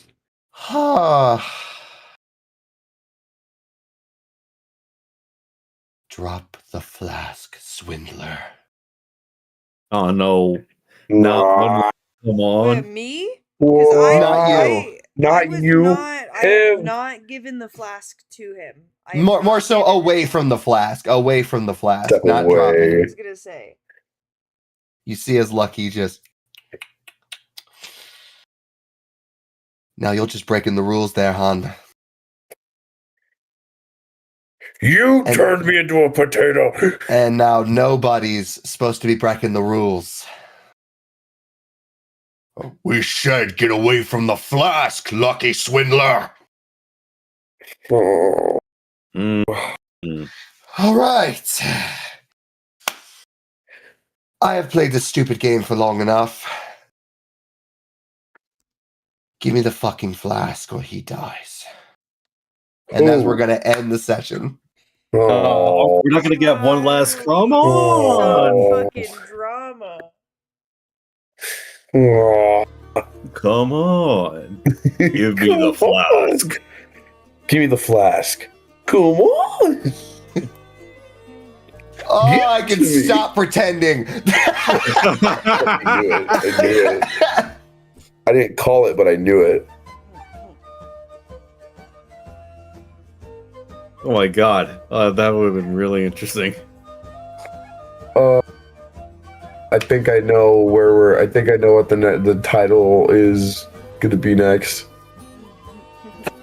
The real wonder was a life we made along the way. The real wonder was the life we made along the way. It's fucking stupid. I love it. I can already tell you what the next title is. Yeah, The life and the death of the aces. Tokyo Drift. Escape from Wonderlife. What is it, Brennan? What are you? What is it? Tell us. It is Welcome to Wonderlife Part 4 and Mighty 5. In parentheses, and the Mighty Five. Featuring Mighty Five. Featuring. Feet. Where? Okay. What do you mean, where? Okay. Okay. Oh, And with that, I think my time on this earth. By the way. Come With that, I think my on. time on the. Come on. I loved Finley stepping away from him, and he's like Lucky did something, and Lucky immediately being like, "All right, fuck this shit, then give me the fucking flask." In which case, when Ortig in prison, it meant for this guy. This is Lucky Swindler. So this isn't necessarily Loki, who was Gift Swindler. Oh, I was wondering what Swindler sounds familiar. So, you guys know how all the Swindler children have rabbit ears? Yeah. I thought it was just a coincidence with this guy. The progenitor, the grandpa Swindler, maybe. Peepaw Swindler. Well, Peepaw. all I can say is daylight savings just hit, and it's 3 a.m. for me. Oh, really? Did it actually? Dude. Yep, it Yeah, just yeah. hit for me. Damn it. We're shooting forward an hour today. Oh, I hate it. Oh, I hate daylight I was savings. gonna end earlier, but I was like, I have to. Daylight savings is Yep, it's happening, and I genuinely was trying to. Honestly, I wanted the fight. I wanted the fight to be the ending of this session, but I was like, nope. I have to tough it out until we get to a different part. I did not realize that me casting that spell would push it. I'm daylight savings. You're I pushed us the forward another hour. You're Mr. Savings. I want you to know, Saldo, what you just did got rid of a whole session. A whole entire session. Yes. It would have been the Wonder Life Part 5 featuring the Mighty Five. No, genuinely, it was gonna be part 4, and then it was gonna be part Mighty 5. Oh my god! That was my joke with it. God damn it! Thank you, Soda. Thank you. I was gonna say Come on, man! I worked hard on Wonderlife. I know you did, Brendan, but holy shit, this was not what I fucking wanted to do right now. I just died. I'm imagining My like best in the friend just died. My whole family's gone. But Hey, man. family, the man, Lord. I'm telling you, like we could have we had this time here in Wonderlife, both to both to like check in on everybody, and I don't know if I'm even going to have enough time to be able to do that now because of what the hell's happening. It's really funny when you told me that plan, and I was like, "Oh, you can try." But also like, I mean, you had an afternoon of having the opportunity to like come to grips to everything that happened. In afternoon. Yeah. Well, stuck Technically, we had we had one. Yeah, and stuck in a fucking book, forced to play an adventure that is so wonderful, whimsy, and in your face. I'm so over my death. I was saying we had what I meant to say was we had a good like one afternoon, but how long has it been since we've been in here? They took the one day for the Am-Ebol travel, another For day to every get single island, it has been a single day. Yeah, so that's 4 or 5 going here. Yeah, nearly a week. Honestly, having a week's worth of time to process in like nearly an hour, may not be the thing you'll want, but genuinely might be something that's like, you know what, you need that like break. And look, once we get out of here, hopefully, no harm, no foul. We'll see the ramifications of us leaving. Yeah, in which case, for the next session, Arok will solve as much as he can until we get the proper part Mighty 5. Well then, Hello? I think it's time to go to bed. Okay, yeah, good night, everyone. This has been certainly been a session. Good night, stream. Good night, stream.